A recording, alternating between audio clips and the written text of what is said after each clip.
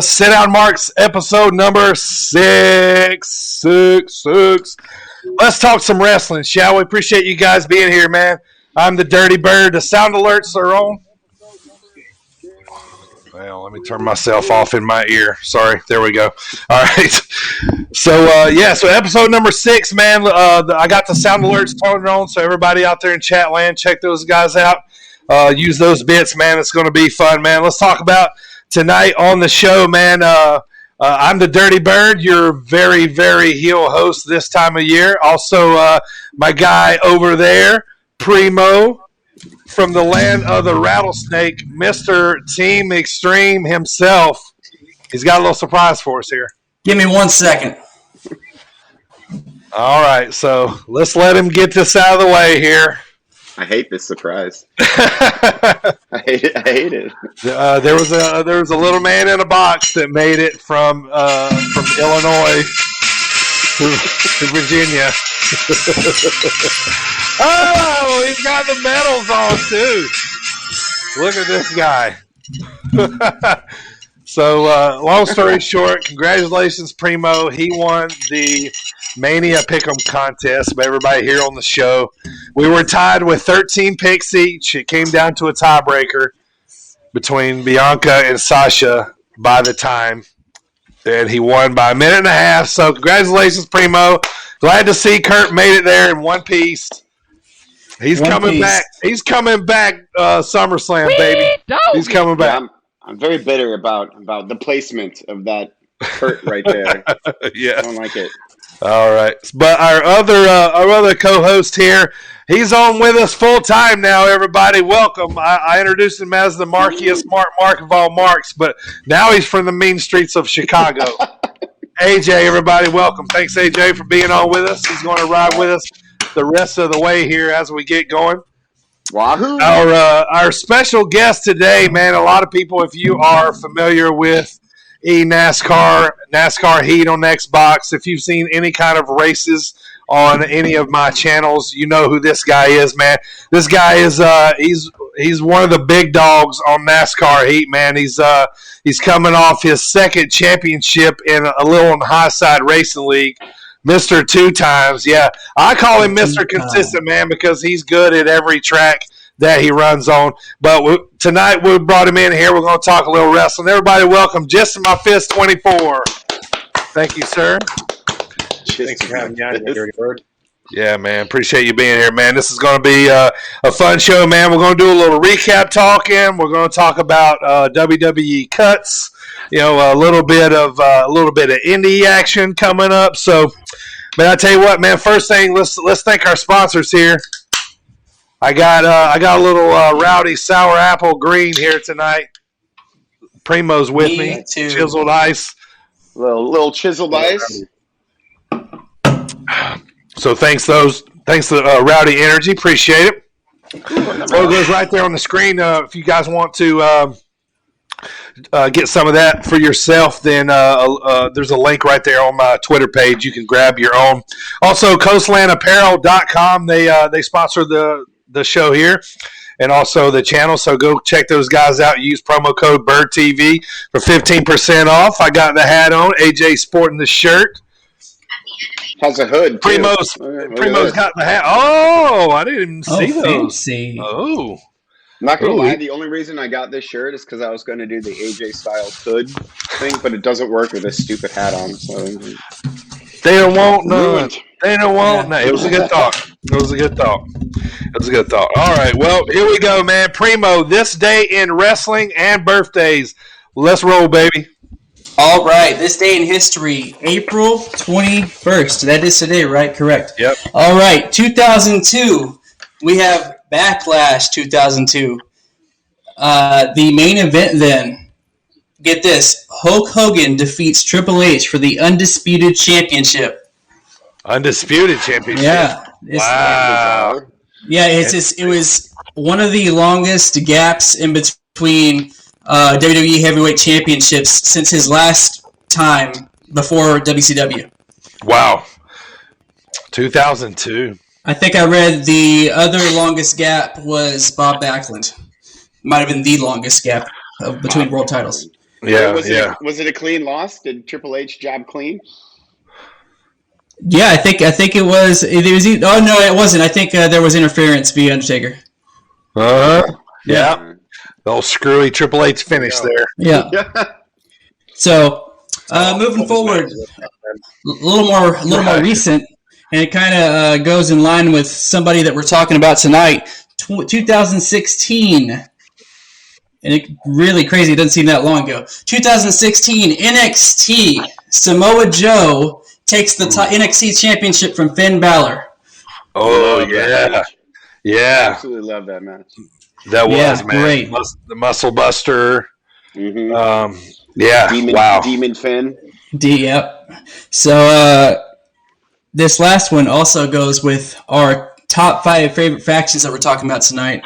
2019, April 21st, was the Shield's final chapter. The final match for the Shield. They're preparing for Dean Ambrose, now Jon Moxley, to depart from WWE. And that was in 2019. Wow. Yeah. So birthdays. Wrestling birthdays. April 21st. You have 1958. Back when, Dirty might remember this. 1958. Brutus Beefcake. Brutus. Oh, Brudi. Oh, we'll be talking about him later on. 1978. Move forward 20 years. You got Big Rick, otherwise known as Ezekiel Jackson. And in 1985, speaking of that 1985 year, Jay Lethal. Oh, Lethal. Yeah. Love some Jay Lethal, man. Jay Lethal. I did too. Black Machismo. Yeah, I was going to say the best macho impression out there. Oh, yeah. It was spot on. It was almost uncanny. Oh, man. That was so good. And that is April 21st in wrestling history. Awesome. Yeah, I love the randomness of that because you get a bunch of different ones from a bunch of different eras, and so interesting. I would have never, you could have came to me and said, "Oh, you remember in 2002 when Hogan beat Triple H at Backlash?" No. Yeah, right. Yeah. You never hear about it. It's not something that's ever talked about. Right. Yeah. Now I would be interested to know: is that the last title Hogan won? That was. I don't know if he won any in TNA, but WWE. Shocked. Maybe he might have won. I don't remember when he won the tag titles with Edge. Right. Yeah. I can't think about that. I want to say 2007, something like that. It's probably a good guess. It's got to be right around there. It's definitely his last world title in WWE. Yeah. Huh. Well, all right. Well, hey guys, appreciate you joining in. Here's Enzo Ashton. Gist, we know this guy as Lucid. He used to race with us. Remember years ago, or not years ago? Well, maybe a year ago. But yeah, he's in here. Hang on. What's up, man? Appreciate you tuning in here tonight. So, all right. So yeah, a lot of recap tonight. So let's get that going. Let's start off with AEW. Now, the only solo promotion on Wednesdays, all by himself. So, all right, AJ, let's go, baby. All right. AEW last Wednesday kickoff with a Young Bucks promo talking about why they turned on Mox last week. Up next, cake party. Well, then there was a promo with Mike Tyson and MJF, which MJF's always great with his stupid scarves. And he offers Mike Tyson a check, and Mike Tyson chews it up and spits it out in Mike Tyson fashion, always biting things.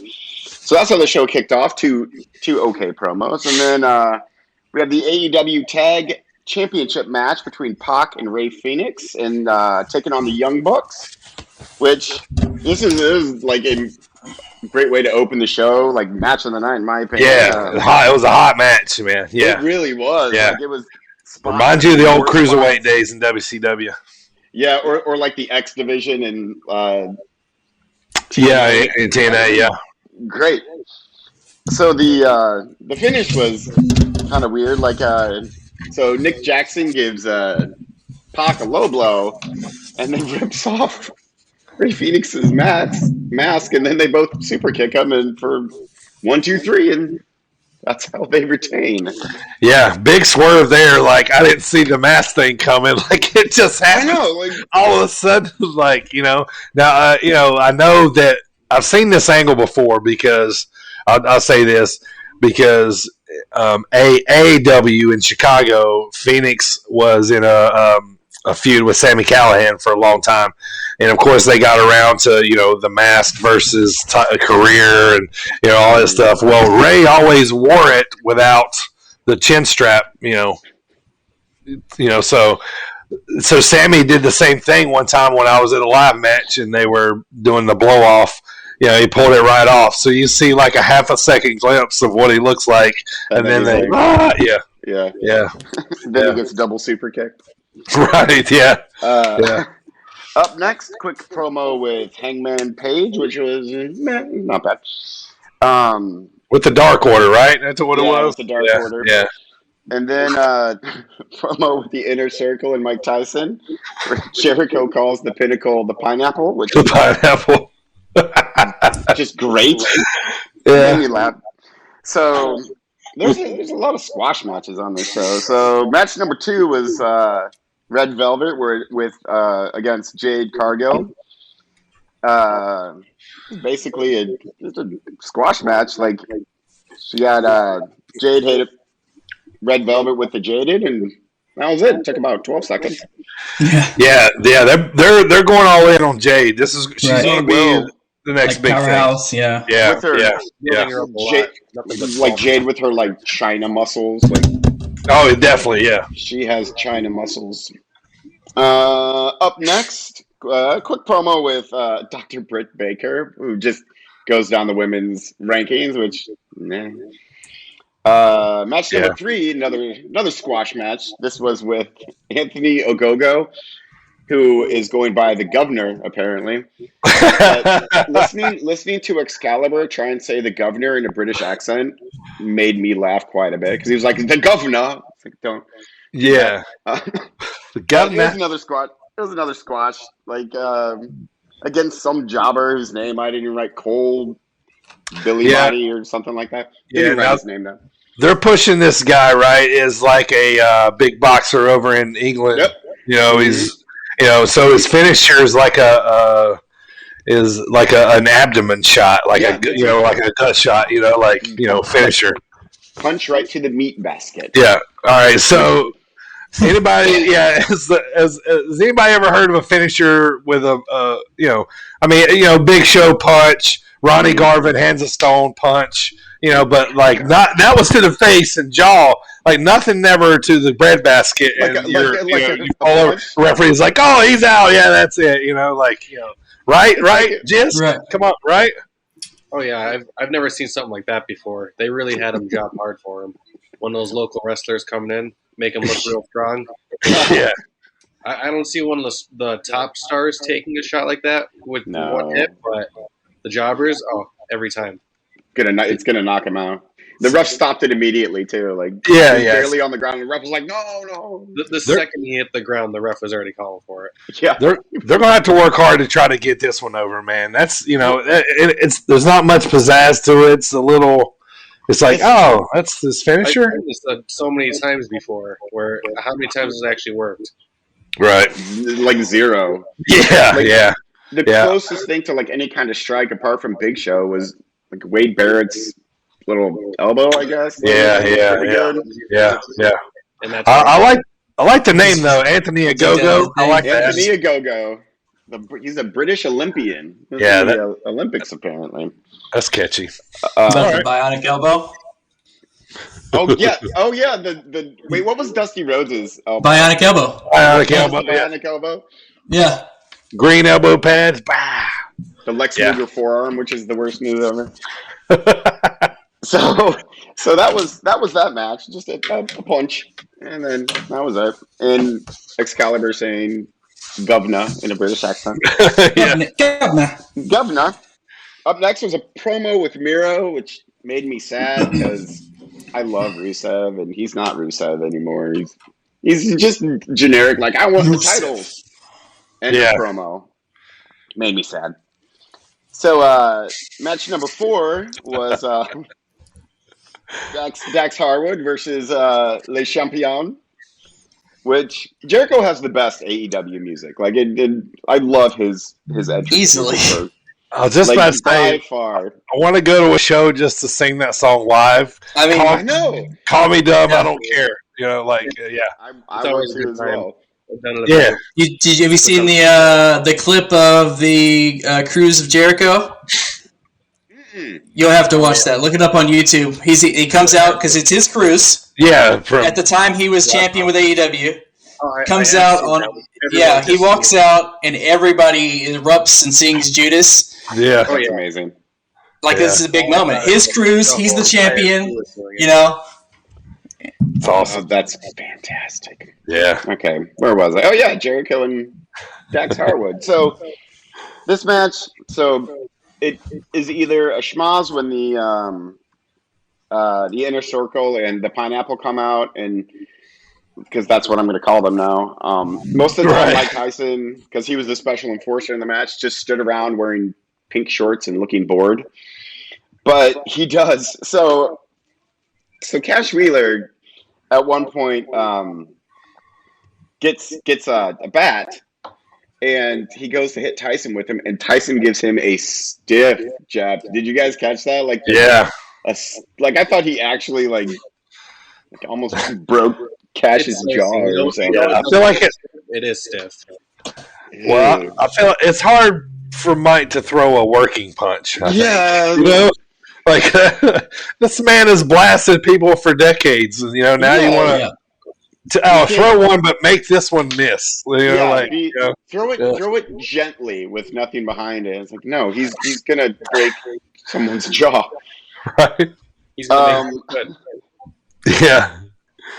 But I mean, that was basically the match. Like Schmalz on the outside, Tyson knocking out Cash Wheeler, and Jericho hitting the Judas effect for the win, which is great. And up next, Kenny Omega gets the Elite back together, and they cut a typical heel promo, which was fine. It was. We knew this was coming. Yeah, they have to. They have to. I mean, how can you not? Like, especially when you turn the Young Bucks back to heels. Like, of course, there's going to be the Elite gets back together. What is next? Oh, weird. Another squash match. This one with Chris Statlander, who's making her return. And yeah, she's a pretty girl. Yeah, she's easy on the eyes, boys. Well, her jobber opponent wasn't bad either. I again don't know the name. I wrote Lady Jobber.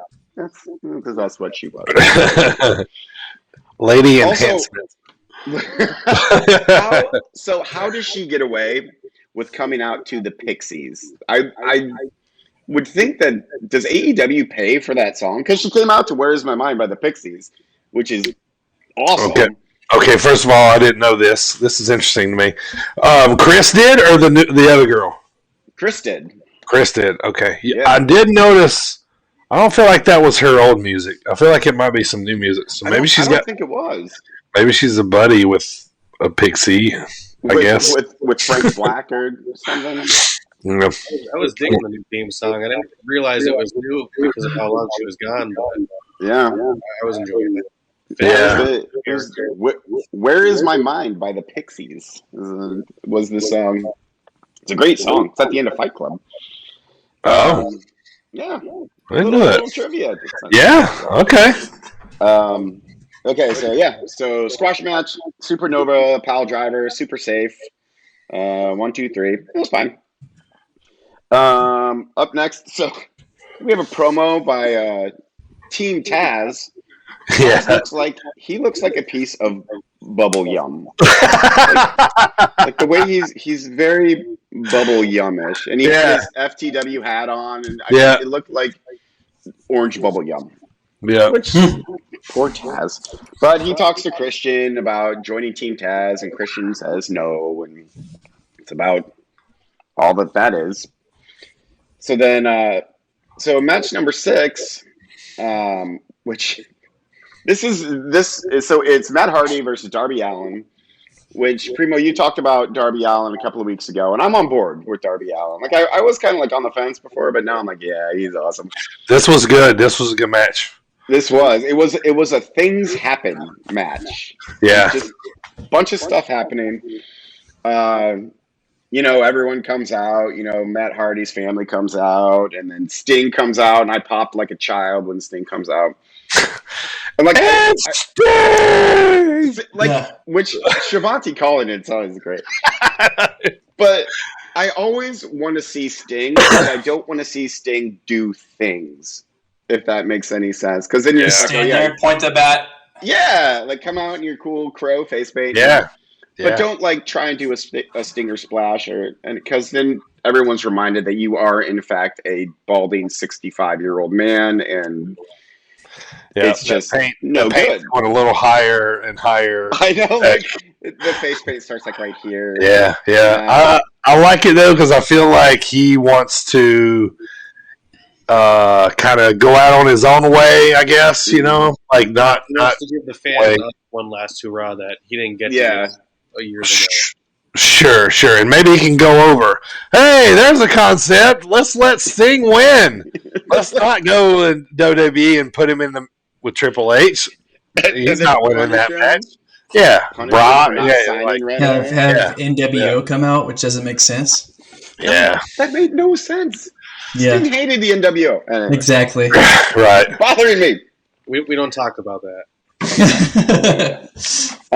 Finish of this match though was pretty cool because Darby Allin got Hardy on a table, climbed up a little scaffolding thing, and it had to have been a 20-foot coffin drop, which is basically a trust fall. It's hard to see Darby Allin do that and not be like trust fall. I just wanted him to go out. Trust fall! And then it was cool though. Like, oh shit, the way he hits it looks painful, and then that was the end of the match. And then so they tease a little Darby Allin Sting partnership, which I'm all for. I think that's pretty cool. Yeah, but that's AEW from last Wednesday. Look forward to tonight. Awesome. Sounds great. Yeah, it was moving the needle, kind of episode, I think next week they're going to start the fallout of Team Taz, I think, or at least the part of Cage getting out, I think, because he's going to wrestle the other dude, the other big guy there. So, all right, AEW. So, all right, guys, so Impact, this was the first night they moved to Thursdays. So we start right off with a match. Josh Alexander, TJP, a back and forth match. These guys are going to be in a triple threat match with Ace Austin versus Ace Austin at Rebellion, which is coming up this Sunday, actually. So I'll talk about more on that in a second. But Josh Alexander makes TJP tap out to an ankle lock. Then after that, they go back to showing Jazz being retired by Deonna Purrazzo. That leads to something that's going to come up later. Access TV then promotes a commercial, which I thought was pretty interesting. They're going to be showing the old Impact pay-per-views, old Impact and TNA. Looks like, regular shows on like kind of off days, Saturday during the days and that kind of stuff. Because I have my DVR set to record it. Sometimes I'll go to watch it and there'll be like 2 or 3 Impacts and they showed like Hard to Kill from 2006 or whatever those ones were with Kurt Angle and all those guys. But anyway, so they're going to be showing more of those. Next out, the Good Brothers against Decay, which is back together. Crazy Steve and Rosemary, and now they have. I think his name is Black Taurus. Have y'all seen this human? Mm-hmm. Holy cow! Yeah, it's a bit of a just monster. He's a monster. Like He's a Lucha Libre. I don't know legend yet, but he's a AAA guy that's come over. So anyway, so he's in Decay. Carl Anderson wins with a spine buster. Also kind of sets up for later on. And then right after that, they go. Impact's been doing these things where they cut to the back and like everybody's talking all at the same time and all this kind of stuff. Well, this time for whatever reason, if you guys remember Petey Williams, a while back, you remember a long time ago, he was like Scott Steiner's like little protege. You know, you remember he had. All right, so they did like a flashback like to that, but it wasn't a flashback; it was actually happening, and Petey was doing Steiner math. Yeah, so it was good, man. He had the chain going. He was going, so 33 and a third, So it goes to him. It shows him doing this for like 30 seconds and then cuts away. Probably the funniest part of the whole show, man. Had me dying laughing. I wanted to watch him keep doing it. So anyway, so Jazz comes out. This is going to be her retirement speech. The Impact Women's Champions, knockouts they call them, Fire and Flavor come out, and they talk about, you're washed up, all this kind of stuff, and then so then they drag them in the ring, impromptu tag match. Jordan Grace is tagging with Jazz against these two. Well, Jazz goes out with a win. All the wrestlers surround the ring, give her a send-off. She's officially done. Tommy Dreamer gets in the ring, thanks her for coming back, that kind of stuff. So anyway, so this is the send-off for Jazz. Next up, we got kind of a mano-a-mano between Brian Myers and Zach Cardona, a.k.a.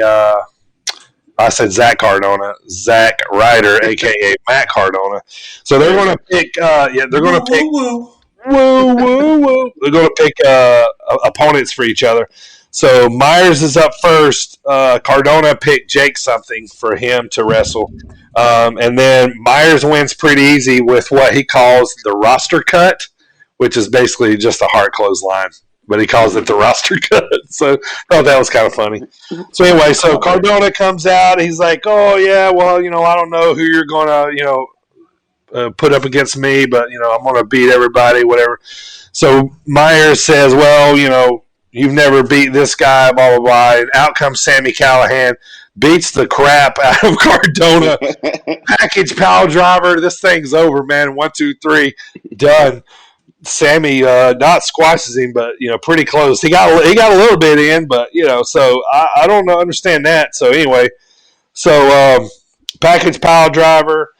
Trey Miguel comes out, talks to Sammy. They're trying to form a team, and then Sammy low blows Trey. So they set up for a last man standing match at Rebellion on Sunday.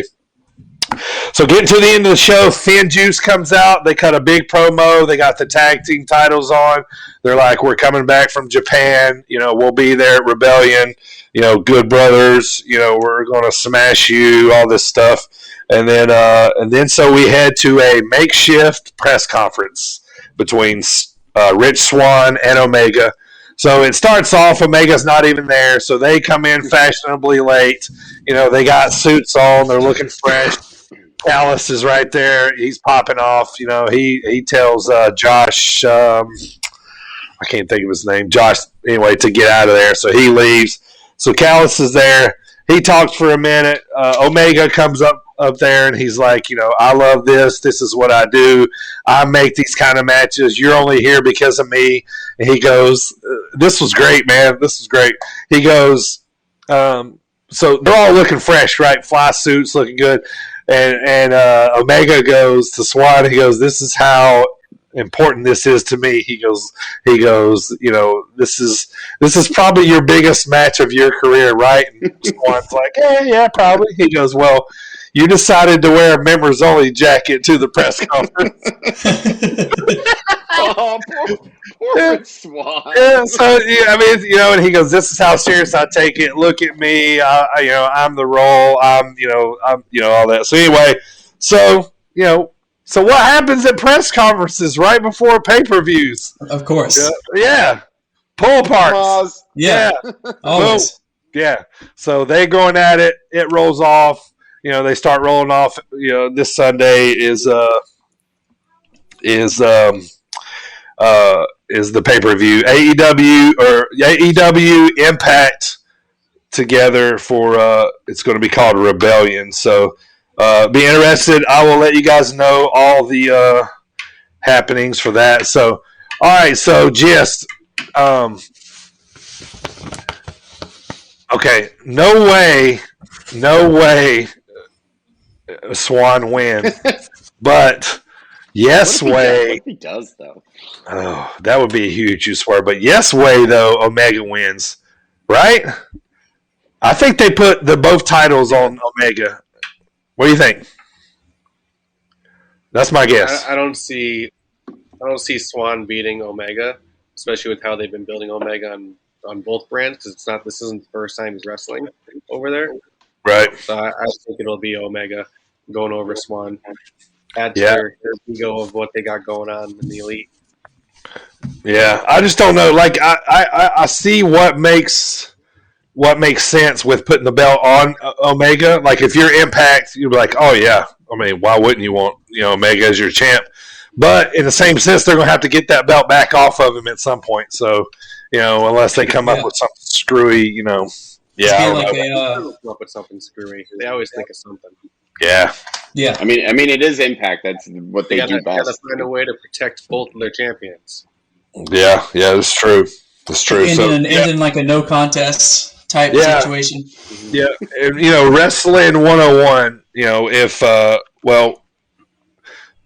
go home show right before Rebellion, they were all pulled apart. Thursday before that, Rich Swann wins in that, so he's standing tall. So here's another reason why I think Omega, comes up with a winner. So, but we'll see, man. I'll let you guys know next week. So real quick, just some notes about some indie shows coming up. AJ, I know you're familiar with this too. I was checking Iron Spirit Pro, our local. I think they're trying to get started back up soon.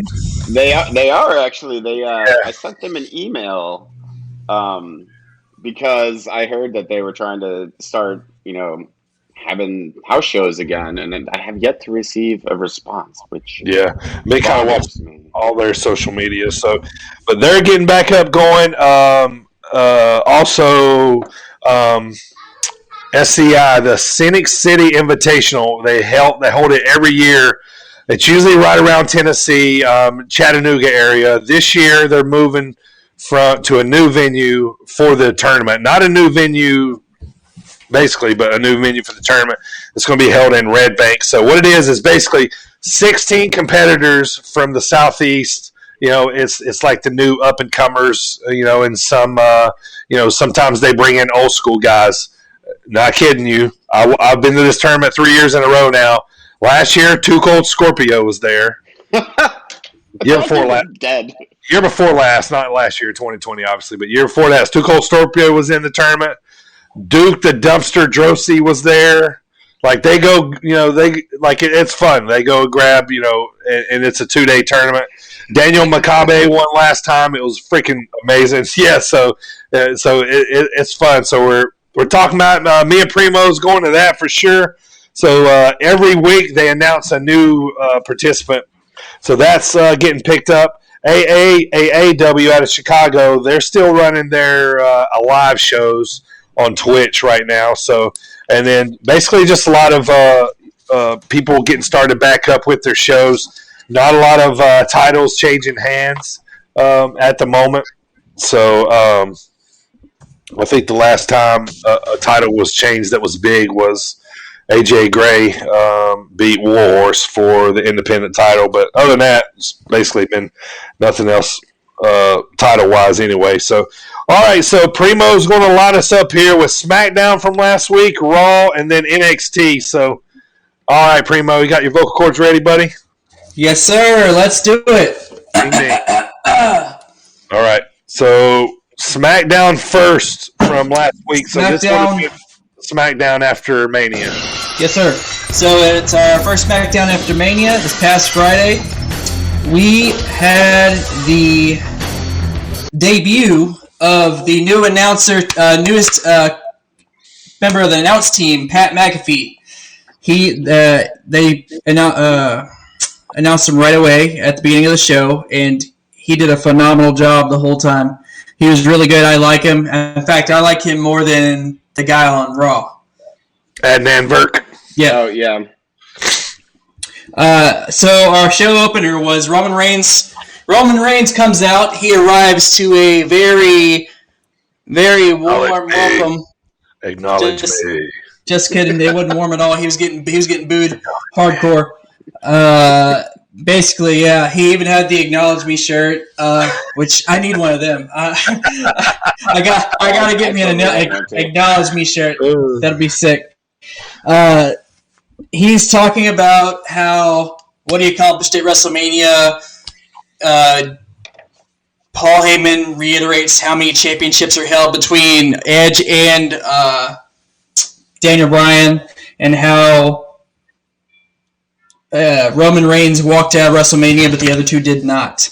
So we kind of saw this happening. We talked about it last week. Out comes Cesaro. Yes. So Cesaro comes out. Swiss Superman comes out. Yeah. I hate that arm thing. And basically, as he comes out, Roman Reigns kind of just like brushes him off. Not worth my time. Yeah. Didn't even let him get the mic in his hand. He walked off. It was like, good. Okay. He's like, all right, see you later, scrub. Yeah. And then walks out. So after commercial break, backstage, Cesaro goes to Adam Pearce and requests a match with Reigns same night. Well, before Adam Pearce could even talk, her name just slipped my mind. But she says, "Oh, we'll go ahead and arrange that, So we'll talk to him." And then fast forward, we'll move back to that later. Fast forward, we get some in-ring action between Otis and Rey Mysterio. It's coming off of more of their tag team stuff from the previous week with the Mysterios and Alpha Academy. Rey Mysterio ends up defeating Otis, and the Mysterios walk out of there victorious. Poor Otis. Yeah. He's losing he lost his partner. He's losing. They turned him heel. He lost Mandy. He lost the briefcase, boys. He lost the briefcase. God dang. Everything. Poor fella, man. He doesn't even have anymore. Gable. Yeah, his Gable. He's Wheeling, Ready, and Gable. Wheeling, Ready, and Gable. Yeah. Poor Gable. Yeah. First of all, I was not a fan of the Shorty G thing. No, I like Gable, but I did not like Shorty G. In ring, but man, some of the situations and things they put him through, have not helped at all. Just feel. I really liked American Alpha. Yeah, him. I did too. Yeah, like really, really like him. But then they made him Kurt Angle's son, and then he got hurt. Now Gable's just. Well, Gable. There. What was his name? Oh shoot! I just can't think of it. Kurt Angle's son. Yeah. Jason Jordan. Jason Jordan. Yeah, Jason Jordan. So Alexander, it was Gable got hurt, and then they went single with Jordan, and then the whole thing, and then he got hurt with the knee. Gable comes back. They have nothing to, so. Back and forth, staggered. They were starting the story too, and starting to get anywhere with it. Like so, it went down in flames so bad. If they would have went with Gable as the son, which was all the dirt sheets were kind of thinking, I think it would have went a little differently. Just because he was actually in the Olympics, So we officially have a fifth guest on the pod. Tyler, or Just's cat, is currently just cat talking a little wrestling. Yeah, look at. It's Miss Kitty. It's Miss Kitty. Where's the taco hat? So moving forward, backstage, we're coming off of that Cesaro request for the match. Backstage, Paul Heyman cuts the promo. Says that at WrestleMania, you thought that they had a rain delay, but really it was tears. It was tears of everybody crying about what Roman Reigns was going to do to Daniel Bryan and Edge. Stupid line. Yeah. So he says that Cesaro is going to be able to get a chance to prove himself, except not against Reigns. He has to do it against Jey Uso. So that match was announced as the main event.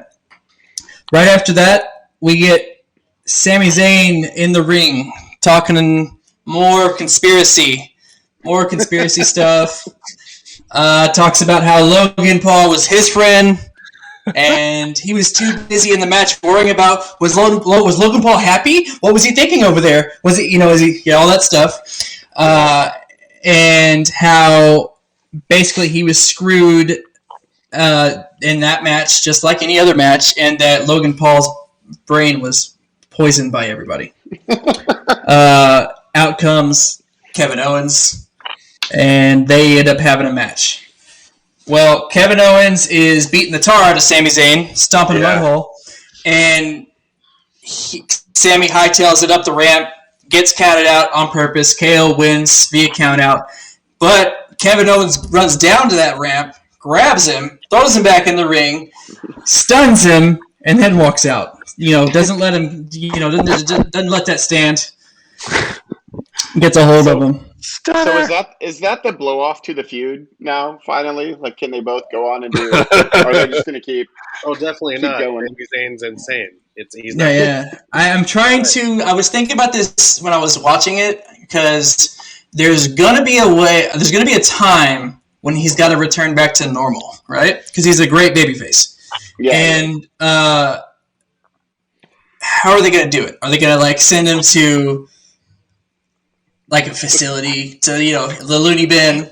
Are they going to, or is he just going to be off TV for a little bit and then come back repackaged as himself?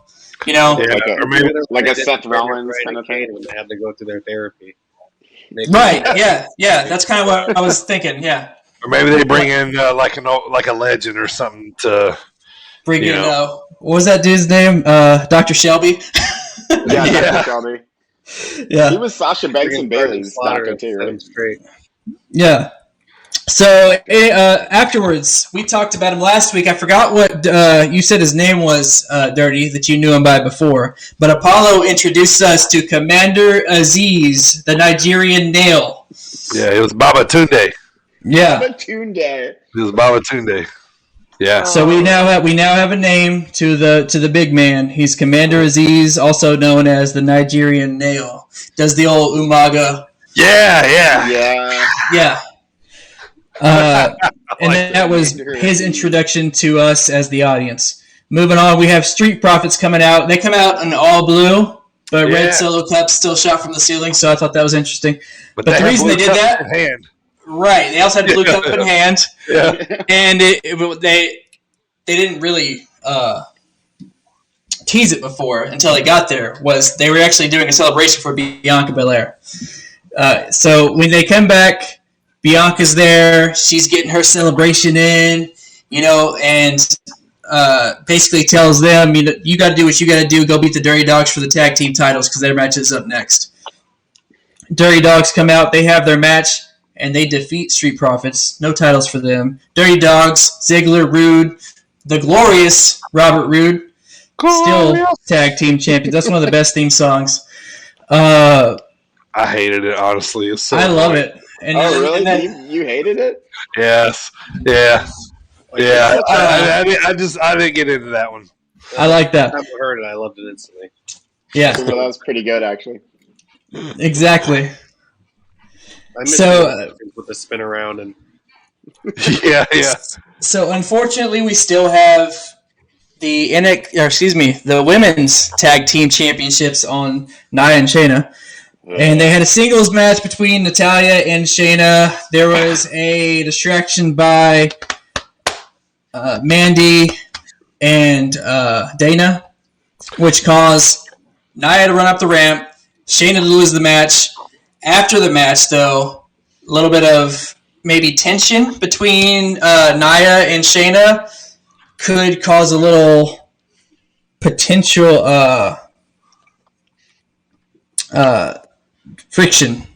So, moving on to the main event. They've been doing this since the beginning, really. Yeah. We're using this for so long now. They're Yeah. two heels, yeah. Right. Constantly threatening like the breakup It's angle. way longer than I thought it would have. Right. Oh God, yeah, They're definitely. gonna have a feud that no one cares about at all because Yeah. it's Nia Jax. Right. Or Dana and Mandy win the titles, and then Naomi and Lana win the titles. And Shayna gets to go singles. Yeah. She should have been this entire time. Right. And then main event, we have Cesaro and Jey Uso. Right. So they had their match. It was a good match, but right when you think that maybe there's going to be a finish, out comes the Friday Night Messiah himself, Seth Rollins, attacks Cesaro. He says it is not over until he says it's over. Yeah. That was pretty cool, I thought. So just when you think Cesaro is going to be in the title picture, which he defeated Jey Uso technically due to the DQ, but Rollins is in the mix because of their feud. So we'll see where that goes. Is that That's still how a they- thing? I missed that. Is this? Is Yeah, Burn It so Down still? yeah, he does everything. This theme song. Yeah, He still does Burn It Down. That's such a baby. he does the thing. Messiah thing and Burn It Down together. WrestleMania was when they first actually put it back on the theme song, and it's Yeah. since. Oh, okay. Makes No, no But sense to anyway, me. that's how they closed out SmackDown was with Rollins saying it isn't over. Yeah, I don't know. I mean, yes, Rollins Cesaro matches will be awesome. Do I want to watch it again? No. We've seen it. I thought that match was a great way to end it off. Cesaro I did too. Rollins Yeah. didn't be put over any more than he has been. Right. It's a good Right. logic for Cesaro to finally get to that main event picture, which I think all of us feel like he should have been in a long time ago. Yes. Sure. Yep. Yeah. He finally gets pushed in there, and then Rollins immediately comes. I don't Made me see hate that. Rollins a little bit. Is Rollins a bad thing? No, he's great at everything he does, but I don't think he's needed in this anymore. Right. Yeah. Yeah. Yeah, Unless there's some kind of stipulation where, well, he's trying to get Roman's attention. So are they going to do this thing where Cesaro is going to beat up a bunch of guys for a couple weeks? You know, he might have to actually win a number one contenders match to make it legit for Roman to acknowledge Cesaro as as the number one contender. I mean, Maybe, I don't know, maybe man. that could be the end between the Cesaro and Rollins feud. Is have him do a number one contenders match, and then push Cesaro into the main event, just to kind of be done with the whole Seth Rollins thing. Yeah. All right, Primo, let's go to Raw, man. moving on. Monday Night Raw. Show opener. Drew McIntyre opens up the show, comes out, talks about how he became the number one contender. He basically says he came out last week talking about it. Out comes Braun, out comes Randy. They had a triple threat. He won. After that, he starts discussing T-Bar and Mace's attack from last week. Says that he thinks MVP is behind it. Well, MVP comes out and tells Drew to expect the unexpected. And as he's doing that,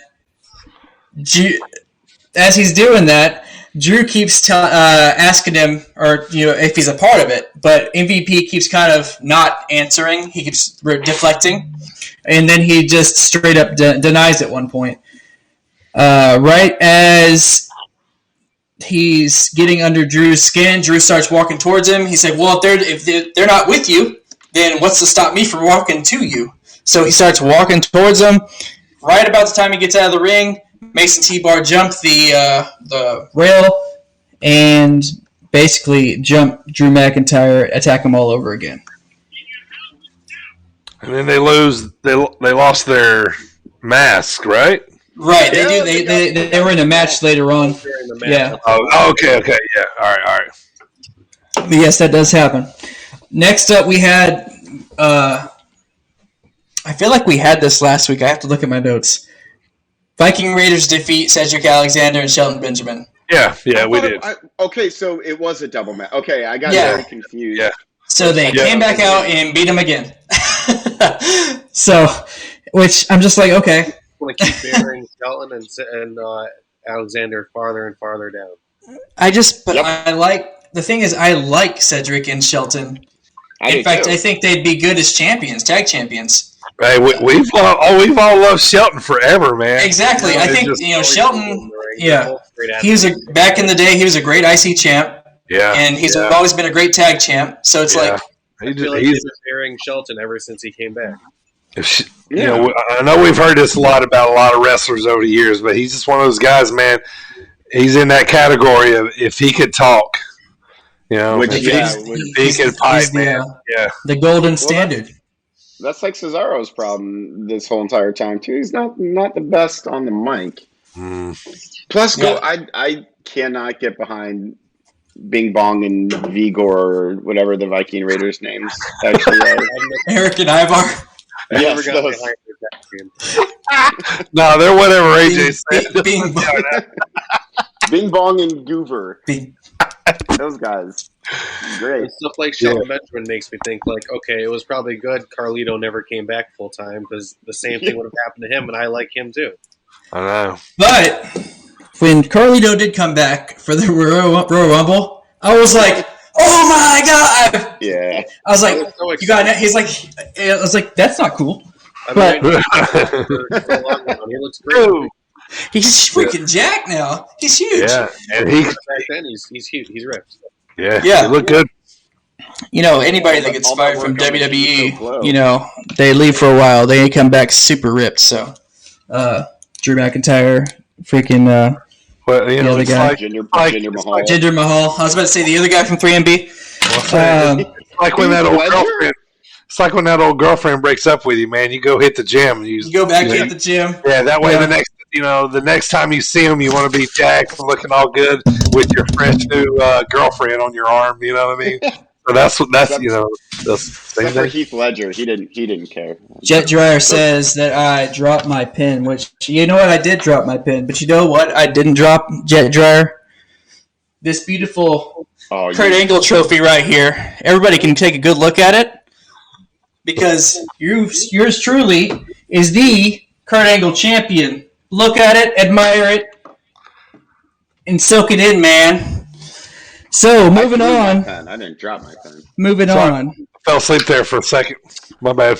Moving on to this part. So, this I actually was, which I think, you know, I know some people think that Riddle is dumb, but I thought this segment with Randy Orton and Riddle backstage was hilarious. I was laughing so much because he rolls up. Predator. Yeah, he goes, "What's up, bro? You like my scooter, bro? We'd be a great tag team, RK, bro." I was like, "This is amazing," because you know Randy Orton's like, "I'm gonna kill this kid." You see that guy, you just wanted to snap him right there. Yeah. Yes, like he really, really did. Yeah. So basically, that's what happens. He goes to Pierce. He said he's like, "Who's that kid? The kid that rides the scooter? The kid with the blonde, long hair? I want to match with that guy." Right. Like I missed his name the whole 6 months he's been here. Yeah. So Randy was playing the grumpy old vet there. It's gonna make me angry when Randy Orton finally makes me start liking Riddle because their whole entire thing this show was great. And I'm not a Riddle fan. I'm just not. But I'm almost on board, and it bothers me. So they did end up having a match, but before they had a match, we had the Queen come out, Charlotte. Charlotte comes out, cuts a promo on the whole women's roster. The Queen says she could beat Rhea and Asuka in the same night if she wanted to. That's right, she would. And she could. I believe it. Yeah. Twice. So, and basically, Asuka and Rhea both come out, and they talk about how Asuka is going to lose to Charlotte later on tonight, and the Queen says to Rhea to bring her pretty little self, sit by the ring, and watch it happen. And that after that, we go to commercial break. We come back. We do have the match between Riddle and Randy Orton. They had a great match. Are they still doing the pigeons when the yes. I missed, okay. Yeah. So it was a great opening promo between Orton and Riddle, and led into a great match. Yeah, it was a great match. It was good, other than the the obvious injury to Orton's shoulder. That Yeah, man. History of shoulder injuries. Mm-hmm. Not looking great. Yeah, he had ending though.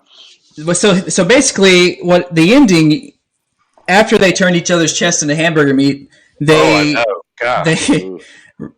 Orton sets up. He does the he's punching the mat, going for the getting ready strike the RKO. Goes through the RKO. Riddle counters with a crucifix pin. That was great. And ends up 1, 2, 3. Riddle wins, bounces out of the ring, and Randy does the holy crap, he got me kind of situation, which leads me to this. As much as they're an odd couple, could Randy not wanting to like this guy so much end up making them a tag team? Yes, I'm not going to rule it out at this point. Yeah. I would be okay with that. Fans would be on board with RK Bro. RK Bro would be solid. yeah. I can see the shirt now. RK Bro. Plus, really got the both of them rolling down to the ring with scooters. I picture scooter. That's all I need. I picture Riddle constantly doing how Killian Dane and Drake Maverick, how Killian's always super serious. So it's like Randy Orton's just walking to the ring, and you get this idiot. It's like the big giant dog and the little scrappy one running around. See, I can picture Randy Orton coming down on a scooter with no shoes on, just wearing flip flops. I want to see Randy riding Riddle's back on the scooter down the ramp. He goes all in. He totally bros out. Yeah, grumpy old. He's talking Randy with all Orton. the bro accent and giving all the lingo. So after Riddle gains Randy Orton's respect, the next match, another one with Nia and Shayna, where they lose to a different tag team this time, Naomi and Lana. So that ends up with another backstage scene where they're having a little more tension. Shayna is like, "You better watch yourself." Nia says, "Or what?" Which is the way she said it wasn't like, I don't know. Nia is a big chick, so it's like she could crush anybody. They're playing her like a giant, right? So she's like, "What are you gonna do?" But right after that, I wouldn't know if you would call it return because he just hadn't been on in a while. Andrew Garza, this stud shows up, and I didn't realize he's the same height as Nia, or Nia was the same height as him, but because I'm used to little short Reginald to stand next to her. He says, "What are you doing with a scrub like Reggie when you could be like with someone like me?" And kind of is what he says, and then just kind of goes off camera. So could be one of those things where he starts trying to win Nia over. Who knows? I just want to see Garza in the ring. I think he's so good at when he's out. Great. Another one, great on the mic, great in the ring. Just needs that push. He's a stud. Yes, he does. Yeah, need that push. I like his little pants gimmick where he pulls the pants off. Yeah, it's stupid and simple, but breakaway pants. Yeah, it's stupid and simple, but it's good wrestling stuff. You know what I mean? You never realize once your favorite wrestler retires and you just watch that you just appreciate the quality wrestling a lot of people give you. Right. Yep. So Miss TV celebrates another their episode of Miss TV from last week. Then they start talking about Miss TV coming on after Monday Night Raw. And basically the same thing that happened last week happened this week with Damian Cross coming out, interrupting. Turns into them having a match. Later on, Damian Priest ends up defeating The Miz. Boring. I'm not into that. Not into that storyline. I like The Miz. I just don't like that storyline. Yeah, me neither. Fast forward. I've never been a Miz fan, and now I was just the whole time I was like I got that glazed look in my face, and I was just like, I like The Miz, because of his real life story of being just a normal dude. Sure. Sure. Yeah, Who, who's like yeah. a super wrestling fan. Yeah. Yeah, I think he's a good heel, but a segment starts out where he's sitting, in the ring with Maurice. Maurice is nice to look at too, but that's all I can. Fast forward button after that for me. Man. Yeah, right. Yeah. Like just an instant skip. Yeah. Surprise upset of the night for me. Elias defeated Kofi Kingston. What was that about? Clean. I mean, now I'll say that freaking elbow drop is a thing of beauty. But it was macho-esque. I did not see it coming though. Him winning. I think it's time, man. Everybody's been putting the New Day over for a long time, man. It's time they put some other guys over. Elias, I feel like I'd watch him. What's that? Changing the guard coming along here. New Day. Yeah. Some people over. Yeah. Okay. I see that. Which I'm okay if it's Elias too. I'm all right with it. I've been fine with Elias. He's taken a lot of losses, and it was a good pickup win for him on Raw. Yeah. He's been just a gimmick for a while. Let's be a wrestler. I always felt like he would make a good workhorse champion. So he'd be IC champion for like a while. He would do it great. I don't like his gimmick, his drifter gimmick as a world champion. No, it wouldn't work as he would have to change his gimmick up to actually move up to the top of the card. He almost might be trying to do that. He's been running this gimmick for a long time now. Yeah, that's true. Well, since he came up to the main roster. Right. So maybe he changes to something gritty, something where he unleashed, Anyway, so moving on from that, we have Alexis Playground. She says that last week she introduced us to Lily, the little stuffed doll. This week she tells us about her lifelong relationship. Tells us a story about who wants to walk with Elias. She tells us a story I do miss the fans doing that. But tells a story about how when she was younger, she pushed this little girl, and basically Lily told her to do it. And that's all the bad things she's ever done was Lily has told her to do it. And guess what? She basically put the whole women's locker room on notice and said, Lily doesn't like any of you. So maybe I don't know if this doll is creepy or funny to me. Return to action maybe for Alexa. So yeah. Creepy eyes and all.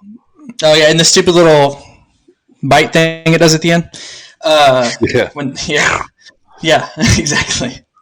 So we had the match the match made earlier in the night with Mason T-Bar and Drew McIntyre. Drew went out and he wanted to be Rambo and basically challenged him to a 2-on-1 handicap match. Adam Pearce advised against it, but Drew insisted and made it happen. Basically, the whole match, Mason T-Bar are getting over on Drew. Then eventually, out comes Braun Strowman. So Braun Strowman, because Mason T-Bar were kind of going, they were going ballistic on Drew at one point. Yeah. And Braun Strowman comes out, Strowman Express, choo-choo, woo, comes out, and they turn to a tag match. A tag team match, player. Let's make this a tag team match. The Undertaker.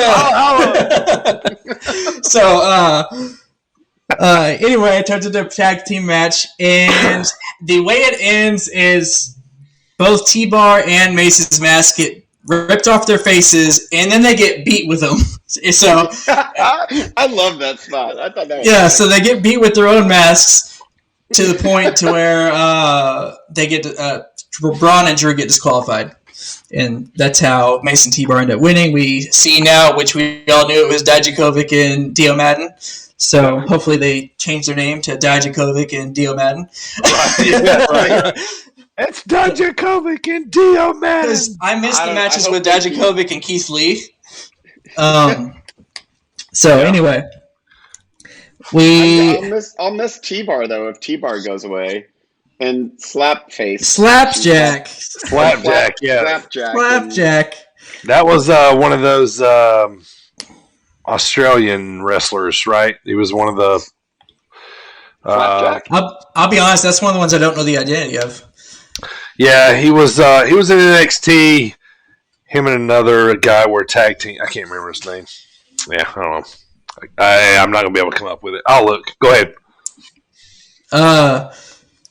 So after that, we have earlier in the night, Adam Pearce calls Sheamus to his office, says congrats on winning that U.S. championship, but every great U.S. champion has always done the open challenge. And Sheamus says, well, I don't care about every other U.S. champion. I'm going to be my own champion. But you know what? I'll do it. But it's not going to be for the championship. So he goes out there and does his open challenge, talks about how, he fellas this and fellas that, and ends up having a competitor come out who ends up being Humberto Carrillo. Before the bell can even ring, Sheamus whoops this dude all over. Yeah, he does. He's so cool out of this dude, man. Yeah. So basically, he put any open challenger on notice, saying, "This is what's going to happen to you if you come out to try to challenge me for my championship. I'm going to beat the tar out of you." Main event: Asuka versus Charlotte Flair. We had a good match. The Queen, her usual self, until Rhea started. Because Rhea was ringside. She comes up to the ring apron, gives a little assist, and Asuka ends up winning the match. Well, post-match, Charlotte Flair comes unglued. Yeah. She destroys the referee and basically gets this psychotic twinkle in her eye. And the other refs have to pull her away. She starts to walk out, comes back, beats the ref again, starts to walk out, comes back, and whoops on the ref again. She does this multiple times to make it really almost seem like too much. Like just beating what up initially would be. Mm-hmm. Yeah. I thought for sure she was just going to be like, screw it, and beat all three of them up. But I thought that too. Just throw the one guy, throw them at each other, beat them all up. Right. So anyway, Charlotte came unglued, and that's how we ended the night. Was her just unhinged. Yeah, so a lot of ways they can go with this. We're going to talk about that here shortly. But to answer your question, Shane Thorne, this is Slapjack. I don't know if you can see. Oh, yeah, I see. Okay. He was in a tag team called The Mighty with Nick Miller in NXT. Nick Miller. Yep, so, all right, so that will wrap up all the recap. Monday Night Raw. No, we have, speaking of NXT, we got NXT. Oh, yeah. Totally forgot. That was just last night. That's the last one I watched. Exactly, yeah. That's the last one I watched as well. So, we had NXT on Tuesday night. A little rowdy, toast to rowdy, sour apple. A little rowdy time. Oh, we're empty. Got to change it out. Yeah. I like this chiseled ice. It's like being punched in the face with an iceberg. These rowdies really helped me get through these 3 recaps. One per show. Running rowdy on Friday night. So, exactly. Show opener. We had Mr. Air Guitar himself, Kyle O'Reilly, come out. He arrives with his hat and his shades on. Says he's in a good mood. Says that he's in a good mood. Why? Because he defeated Adam Cole, and it's behind him, and Adam Cole is nowhere near him at that moment. He says that he found his killer instinct, and that he starts talking about what's next for him, which is basically a singles run. Got to mow down the roster to get to the champ. He talks about, should I go for the Workhorse Championship? Should I go for Karrion Kross? Basically leaves it a mystery as to which direction he's going to go, but definitely says he is going to start chasing a title soon. Which I think is... Do you think it's too soon for him to be back? After that war he was in just like 2 weeks ago? Yeah, I think they should have kept him off for a couple Yeah, 2 more weeks. Especially because they showed him last week. They showed the footage of him and not being wheeled in the hospital with Adam Cole. Yes. If you do something like that, you got to keep him off TV at least for 2-3 weeks. Yeah. Or he's got to come to the ring really slow, walking really beat up, like he needs to be selling it. The ring like Batista did in the wheelchair, all wrapped up. Right? Yeah. Right? Yeah. Give me what I want. Give me what I want. Comes out, no music, no pyro. So while he's cutting his promo, talking about what he wants to do with his life, Cameron Grimes comes out, interrupts Kyle O'Reilly. Moon. Yeah, talks about exactly. Cameron Talks Grimes. about cool Kyle, Cameron Kyle. He says, me and you, cool Kyle, we can do all this, and he basically says he can promote him, and they could work together. And Kyle's like, I saw the guy I was gonna be fighting against earlier tonight, and he's like, oh, not here, not here. Cool Kyle hits Cameron Grimes in the face, says, oh yeah, he's right there.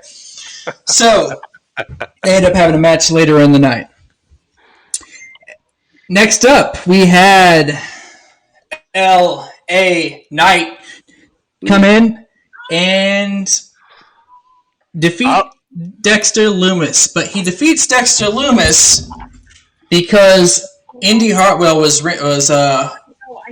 there ringside, and she was basically a distraction for Dexter. He seemed concerned about her. He kept his eyes on her.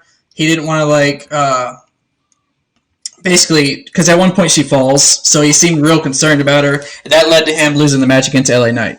Yeah.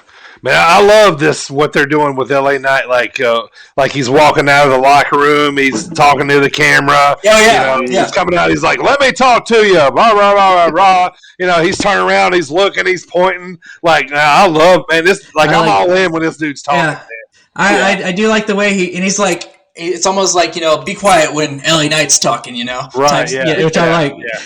Yeah. So after that match, Indy and Lumis were about to have a moment. Indy was perking up for the kiss, and the way comes out, pulls her off the apron, drags her backstage. So that could not happen because they're totally against this whole thing. Yeah. This is a big work. The way is going to swerve Lumis somehow. Right. You think so? To get back to it. Yeah. This is a big plan. Afterwards, we had an in-depth interview with Beth Phoenix, Hall of Famer Beth Phoenix interviews Io Shirai. Io Shirai says that what's next for her is rest because she defended the championship for so long. She just wants to chill, recuperate, rest, and come back healthy. But before she could end the interview, Frankie Monet comes in and interrupts. And Where I Loca. So Frankie she Monet. comes in and basically says, Johnny Drip Drip's wife. I will. Yep, old Johnny Drip. Johnny Drip Drip. Where was he Monday? He wasn't there. He was getting his hair re-puffed. He was getting he's getting his Billy Ray Cyrus back on. So yes. Okay. Re-slicked and re-puffed. Golly, man. Extra volume. Wild. Anyway, she says, thanks for, while you take a rest, I'll go ahead and fill your shoes on top of the women's division. And basically, snarky comment says, your shoes suck anyway. Ends. She pisses EO off, obviously. And we'll see where they go with that. EO may not actually take a rest. Yeah. Next up, we had Breezango in a match with GYV, Grizzled Young Veterans. Yeah. Soon! I knew Dirty would do it. As your very soon. They said this time. They said very soon. Yeah, very soon. Man, he's put the titles on these boys. GYV defeats Breezango. I don't know the bald dude's name, but he needs a singles run, man. That dude can go and he can talk. Mm-hmm. Right afterwards, continuing with this whole thing with the way, the backstage are trying to interview Indy about Dexter, and the way just keeps, no, we're not talking about this. We're not going to talk about it. And that's that. Moving on. We had the debut of Saray, which they showed a clip earlier in the day of Zoe Stark basically requesting a match with her before she could even get into the arena. That's a big Japanese signing for them. Right. She's probably the biggest women's wrestler over there right now, popular wise. So stick her in there with Zoe, little baby face. Yep. She did show up and she did perform well, and she defeated Zoe Stark. After that match, Toni Storm comes out and attacks Zoe Stark. See where that's going. Could be a future angle to keep going. Well, Tony's a better heel, and Zoe's obvious baby face. So, right, this will be a good feud. We had more of the indie stuff backstage. Her and Candice LeRae were walking together. They're basically, Candice is saying, to get your mind right as they were walking through. Then you see, pretty sure it was Dexter Loomis behind a glass door. And then Candice keeps walking, and Indy stays behind, goes through the door. Next thing you know, Candice runs into Shotzi and Ember by herself and ends up in the wrong side of the locker room and gets jumped. So that ends up basically where they come back later on and show where Candice is all messed up and Indy's like, hey, what happened? Right, yeah. Okay, I completely missed this section. How did I take a nap or have a stroke while this was going on? You totally missed it. Yeah, it was a pretty quick segment. I mean, it was like the quick backstage thing they did. Yeah. Kushida comes out with an open challenge for the Cruiserweight Championship, Time Splitter. So he's still Time Splitter. Yeah, now he's not. Splitter. Now he's not Marty McFly. No. He went back to Trunks. Okay. So, he's good in the ring. I'm trying to figure out the gimmick. Oney Lorcan comes out, and basically they have a good match, and Kushida gets him in the Kimura and makes him tap. Oni's going to be the next Cesaro, man. Basically, they're so similar. Yeah, they're very similar. Styles are similar. They're like throwbacks. Yeah. Yep. So after the match, Legado del Fantasma comes out and attacks Kushida. But before things can get too out of hand, MSK arrives and takes out. Time out. Do we know what MSK means yet? No, you know what? I messaged Wesley, and he just never got back to me. Every time it's brought up, I'm going to bring it up until. One of these times, I'm gonna have to Google it now. Gist, do you know what MSK stands for? Nope. No clue. Yeah.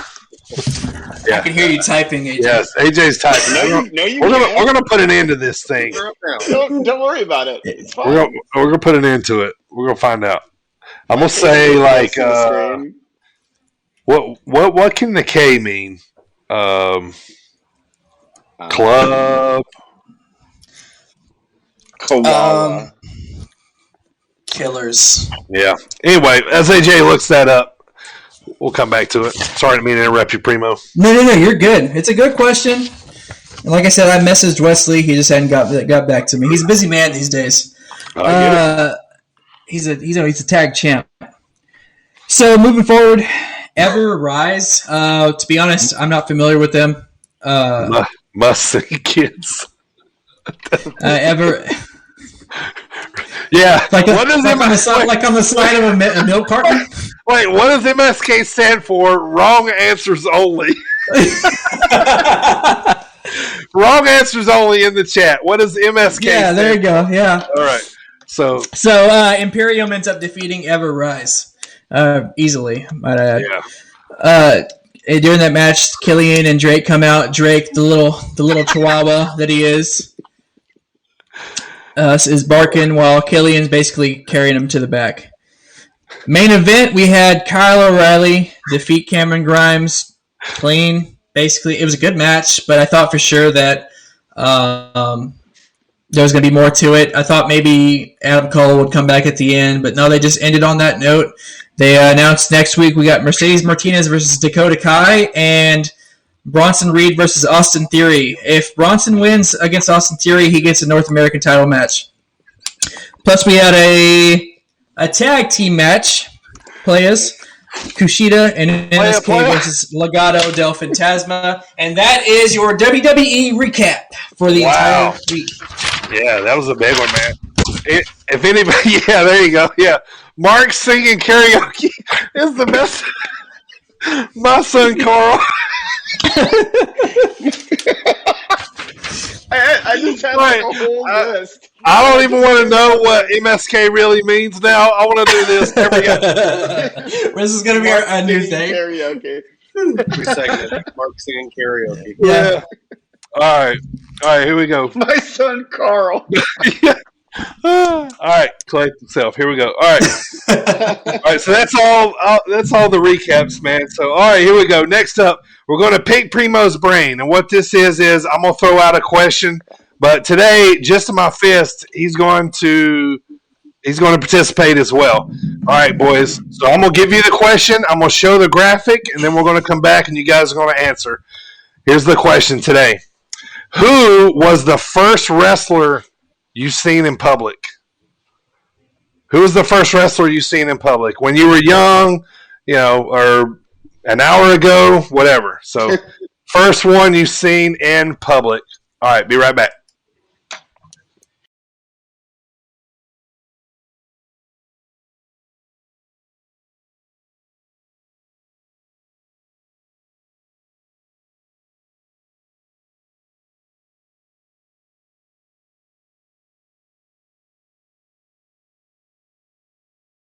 All right, Primo, who was the first wrestler you've seen in public? Jet Dryer, I will actually remember this because he was with me. Back in, what was this, Jet? Probably 2012, 2013. Not that. Although my wife has told me about that. However, me and Jet were in Austin, Texas, though, at a Longhorn game, and Undertaker was there. Big UT fan, hook 'em horns. My guy, The Undertaker, was there, along with, all right, Matthew McConaughey. Oh, nice. Gist? About 3-4 years ago, I went to the Jericho concert and had the meet and greet, so got to talk to Chris, meet him. First time I ever got to see a wrestler at that point, and then that same night at the show, ran into Tommy Dreamer as well at the bar. Oh, nice. Yeah, he Dreamer. Awesome. That's awesome. Yeah, we just like to do this segment every week to see Primo's wrestling history. What's that, AJ? Was Tommy Dreamer wearing a T-shirt when you met him? Yeah, he was. He A was black. Of course he was. Of course he was. He was at the show That's all he wears. because they had a House of Hardcore show the next night. So he was there supporting Chris, and then they were going to go do the show the next day. Like a bag of potatoes. All right. And Jet reminded me Michelle McCool was there with Taker. Oh, yeah. Awesome. Yeah. Nice. Had the wife there. Sweet. All right, guys. Well, next up is our drop kick discussion. I don't know if you can see it, but yeah, ran into Tommy at the bar. Oh, yeah. Nice. It is a black T-shirt. Yep. Wearing his T-shirt. Yeah. Always wearing his T-shirt. I think I've seen that before on Facebook. It's true. Or something. That's a funny story. If that Jet just put it into that story, me and him purposely skipped our cousin's wedding for that game. Nice. Priorities right there, baby. Yeah. That's how you Wrestling number one. All right, guys, we're going to do our drop kick discussion next, but we're going to take about a minute and a half break. Let's do it. Hang tight. We'll be right back here. Main topic today, top 5 favorite factions. So we're going to get going on that shortly. Hang tight, guys. About a minute. We'll be right back.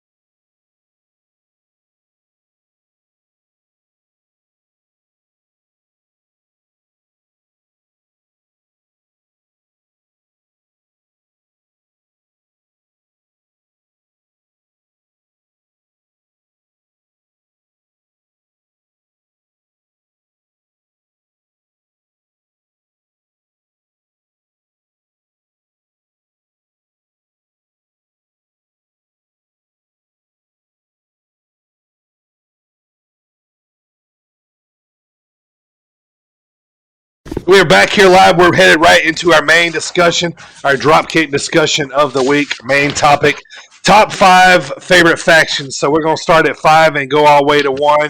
Just talk about the factions and brief history. So, AJ, start us off. Number 5 faction of your favorites. So we spoke a little bit about Brutus the Barber Beefcake earlier, and so that plays right into Dungeon of Doom featuring the Taskmaster Kevin Sullivan and Zodiac, Brutus the Barber himself. I love Like the whole thing, the whole entire thing was their whole thing was they wanted to defeat Hulkamania, and like they For the greater good of the world. the Taking whole thing was so stupid. And I loved it so much. And Yeah. like so if I ever get married, afterwards I'm going to get a Zodiac tattoo, Brutus Barber Beefcake as the Zodiac. That way I can be like, "Ha, idiot! You already married me. Like you can't. You're in this. I'm gonna get a Zodiac tattoo. Like I'm saving a spot right here. there. Yeah. This is where Zodiac is gonna go. So that's my number 5. Just utter nonsense at its greatest. Yeah, I will say this. Probably one I didn't think would be anybody's top factions today. I didn't think about that for sure. What up, Repeat? How's it going, man? We're just starting about our top 5 favorite factions. So from now all the way till whenever we started watching wrestling. GistofMyFist, who's your number 5? when I was making up this list, I wanted to try and stay away from just the two-man teams, tag teams. I wanted to go with the groups. But at number 5 for me, especially growing up during this era of wrestling, was probably Evolution. Ric Flair, Triple H, Randy Orton, and all them. The name speaks for itself for what they were doing. The evolution of wrestling, and the tag team, the faction lasted for quite a long time and really built up Batista and Orton very well. With of course Triple H reigning with his iron fist as usual. Yeah, Ric Flair hanging over him, doing all the dirty work. It was a great time for wrestling to watch. Yeah, good stuff. Primo, number 5. Number 5 for me. So we got, it's a little newer. It's actually the only one from this past decade on my list. Sierra Hotel India Echo Lima Delta, the Shield. The Shield. Which, I mean, honestly, weren't a big faction, but they were a. They made an impact during their run, and they had some great matches. Yeah, I mean, like them and the Wyatts, man. I'll always say, I love that feud was phenomenal. I love the setup power bomb. It was kind of like their thing. Nobody else was doing that. They were hot. Yeah, man. They were hot. Yeah. It took down just about every tag team that was around at that time, and even older tag teams that came back to try and stop them. Yeah, I'm pretty sure they even triple powerbomb The Rock. Yeah, I think they did actually. Yeah, I'm sure they did. They took off. Yeah, they took out Evolution. Yeah. All right. Well, number 5 for me. I'm going to be looking at a whole different era of wrestling than you guys are. And if y'all say y'all don't know who these guys are, I'm cutting off the stream. But for me at number 5, the Fabulous Freebirds, baby. Michael P.S. Hayes, Bam Bam Gordy, Buddy Roberts. They were the first ones to it that. Well, I mean, it's called the Freebird rule. Like any two. That's what the New Day runs under now. Yeah, any of the two out of the 3. Yeah, can defend the titles at any time. They were the first ones to do that, man. So back in those days, they would defending the tag titles. The Freebird rule went a little farther in those days. It was Michael could be standing on the corner post. He would hop down. Bam Bam Gordy would jump up there mid-match, So that's how the whole Freebird rule kind of got going. So, they kind of had a fourth member in and out, nobody that stuck. It was basically those 3. So for me, number 5, Fabulous Freebirds, UWF, AWA, 80s, early 90s. All right, number 4, AJ. So, real quick, I am going to admit that the only reason why I know who the Freebirds are is because of the New Day. Anyways, so number 4 for me is I hate when this guy is included in any of my lists, but the Radicals. Radicals are number 4 for me. Yeah, you have Eddie Guerrero, Dean Malenko, Perry Saturn, and redacted Chris Benoit. Yep. Like there hasn't been a more talented group of 4 guys like that could go in the ring anyways, and obviously Eddie is the best among them because he could talk and he could go in the ring. The other 3 were just awesome in the ring. Latino Heat. Which I thought about them too, but I was like, no. So the Radicals matches during that when they moved to WWE were like some of my favorite matches, and like anytime that Benoit and Eddie especially had any matches whatsoever, especially like when they had matches together, like feuding.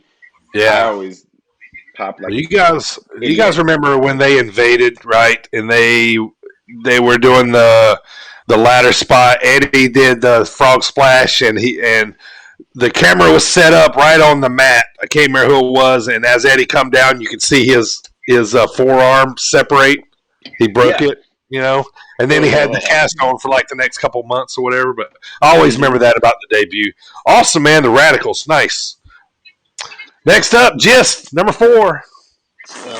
This one might be a little controversial with how long they've been around and stuff like that, but I was actually decided to put the Inner Circle in there. To me, probably AEW's first big faction. And one that actually stands out. I don't consider the Elite their faction since that's been everywhere else. So, Inner Circle. So many good matches for AEW. They continue to put on great shows Wednesday night, and it's going to only continue from here. Especially with Jericho at helm, you never know. Yeah, totally agree. Primo, number 4. All right, number 4. See, I might catch some heat for this for how low they are on my list. But I'll tell you this. I grew up a WWF kid, not a WCW kid. But this faction, they are for life, brother, and they are too sweet. That's the NWO. Too sweet, me bro. But no, NWO, of course, I don't need to say anything about them. Everybody knows. They are one of the greatest of all time. They're just lower on my list because of the way I grew up. Yeah, and in the land of factions, man, you got to throw them out there as possibly the greatest because what did Primo just say? Everybody knows what the NWO was. Everybody had an NWO shirt, so it's like, They were the foundation of WCW basically at that time. Right. What made them. Yeah, the Monday Night Wars happened because of NWO. Because of NWO. Eric Bischoff said during his Hall of Fame speech that, like, I think it was right when NWO first started, he had a trip in Japan, and he was already seeing NWO T-shirts. Yeah, crazy. All right, well, for me at number 4, I bet a lot of people are going to have these guys a little higher. You know, it's on GistofMyFist's T-shirt. You know, for me, DX at number 4, you know, just for the Hall of Famers that were in it, the entertainment, the Attitude Era, you know, everybody X. You know, I got sent home from school because of a DX shirt. You know, I was cross chopping, you know, and like everybody else, you know, they were mainstream. Everybody knew who they were. Shawn Michaels, Triple H, X-Pac, you know, the New Age Outlaws.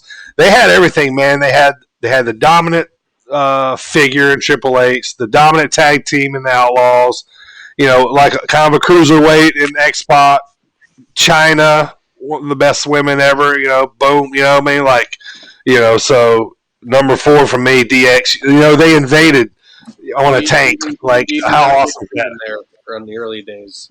Yeah. As part of it's kind of a manager type. So, yeah, for me, DX at number 4. Now let's move to top 3. Let's start with Primo at top 3. First of all, I want to. Jet just said I'm the 8th wonder of the world. I am not. He said I'm China. Mark. So my number 3, coming off of Dirty's number 3, you can't see it, but that says DX. DX is, you know, I just said I grew up a WWF kid. DX is actually one of the first. It was Triple H and Shawn in China was one of the first things I saw wrestling wise that got me into watching wrestling. So between Shawn and Triple H, and then you got the iteration with him and the Outlaws, tag team champions of the world. Yeah. In China and X-Pac. Then the return in 2006 with whenever Shawn kicked Spirit Squad, you know, that whole feud. Yeah. I remember I was watching that live and I popped because I knew. Because they were doing the whole thing for so long where Shawn and Triple H were feuding since Shawn returned. And they brought DX back. So they are my number 3 faction. All right. Well, let's talk about this real quick. Great Silver Lion. Is that one of your buddies, Primo? Yeah, I used to work with him. Okay, so he's like, I want to talk about his too. He's giving his top 5 real quick. Number 5, he's got a tie between Evolution and Undertaker's Ministry. Interesting. Number 4, this one's a big one, man. One of the biggest ones ever too. Bullet Club, you know. So that's at number 4. He's got number 3 as DX. DX. I'm better than Santina, not Santino, but Santina. Santina. Yeah. Santina. All right, just about this. Number 3, brother. Number 3. Probably have to go with Heart Foundation. Ooh, good one. Owen and Bill, Brett. I have a feeling that's on somebody else's list too. Yeah. What? No. Yeah, if Ziggy were here, it'd be on his top one for sure. Yeah, amazing. Everything they did. So sad with what happened to Owen, but the whole family, even to this day, you still have a heart in the ring. Yeah. Yep. Lid on. Yeah. That, speaking of Owen and that incident, back to my This Day in History, that Backlash, that was another historical thing about that Backlash. That arena was the first time they were at that arena since the Owen incident. Which was the Kemper Arena in Kansas City, Missouri. Right. Yep. I just recently watched that Dark Side of the Ring episode, and man, that was sad. Yeah, as eerie as weird as it is, I've been to Kansas City one time. I went there. I was there for like 2 days. I passed the arena of Kemper. It's called something else now, I think, or something, but that was what I thought of. And I was like, wow, that's where Owen died. That's crazy. Yeah, it's crazy. So, but all right, AJ, number 3. So number 3, 0. Husky Harris, the Wyatt family. Whoa, nice. Oh. Nice. Love it. So Dirty, like, so I'm Bray Wyatt. I've always loved Bray Wyatt, but a huge Bray Wyatt mark. And then the bar that Dirty and I used to work at, 2 of the members of the Wyatt family came in, and we're just having lunch like normal people. And so we wait. You weren't there that day, were you, Dirty? I was off that day. They came in for lunch. So I got to meet Bray Wyatt and Braun Strowman when he was still with the Wyatt family, and Heath Slater was there too, but no one really cared about Heath Slater. Poor Heath Slater. He's got kids. He does. He didn't bring him to lunch though. But so first of all, like, so I got to meet him and they're just awesome. So I became even more of a Wyatt family mark. But everything, like, I like their whole like backwater swampy cult gimmick. Like Bray Wyatt to me is like the most creative person in wrestling, maybe ever. Sure. And then they had great feuds with people, like you mentioned the Shield earlier, like when Daniel Bryan joined for a little bit, and then he turned face again. That was one of the best face turns ever. Yeah. But I mean, even though Eric Rowan was kind of useless, like I always loved Luke Harper, loved Bray Wyatt, and Braun Strowman is. By the way, in the picture that I took with these guys, I look like a child. Like AJ looks like this big. I do. I like come up to Braun Strowman's like nipple. You're like, hi, I Dad. look like a child. Yeah, it's terrible. But I love that picture. So I believe it. Go ahead. No, I was just saying. I believe they look tall, so I believe that. Yeah, that's definitely a great pick. I always thought Luke Harper was such an underrated wrestler. I saw him live a couple times. I did. He always had good shows. Here's another thing too, man. The Gator Roll. It's been around for ages. I know. It's been around for ages, and it's like a move that nobody ever does. That's what I'm saying. That's what I was saying was crazy that not enough people do it. Yeah, I just love that, man. You're watching him. I used to watch his matches. I mean, he was good, but just to watch that. So, all right. Well, for me, number 3, it's already been mentioned. Evolution. I love the gimmicks of the high dollar ass butt kickers. Pardon me. Butt kickers in the suits. And they live the gimmick, and the women, the airplanes, the cars, the fancy suits, and I thought that they told great stories, all the way up to where, they did the thumbs up, thumbs down, and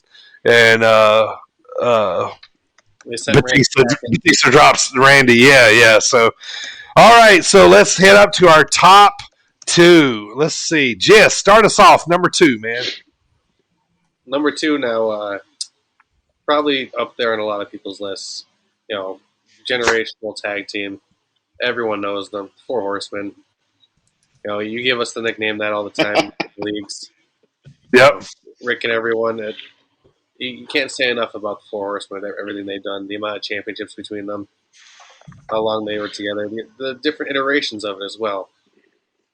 Another amazing faction. Definitely up there. Everyone's top 1, top 2, I bet. For sure. AJ, number 2. So, Silver Lion mentioned Bullet Club earlier, and I wanted to put Bullet Club here, but I couldn't pick an era. Plus, it'd be cheating for me since I never really when Finn Balor or when Prince Devitt's Bullet Club was a Bullet Club. Mm-hmm. I never saw it, so I figured that'd be cheating. So I crossed off Bullet Club. Okay. And I had to go with NWO as number 2. Mm-hmm. Not Wolfpack. I hated Wolfpack.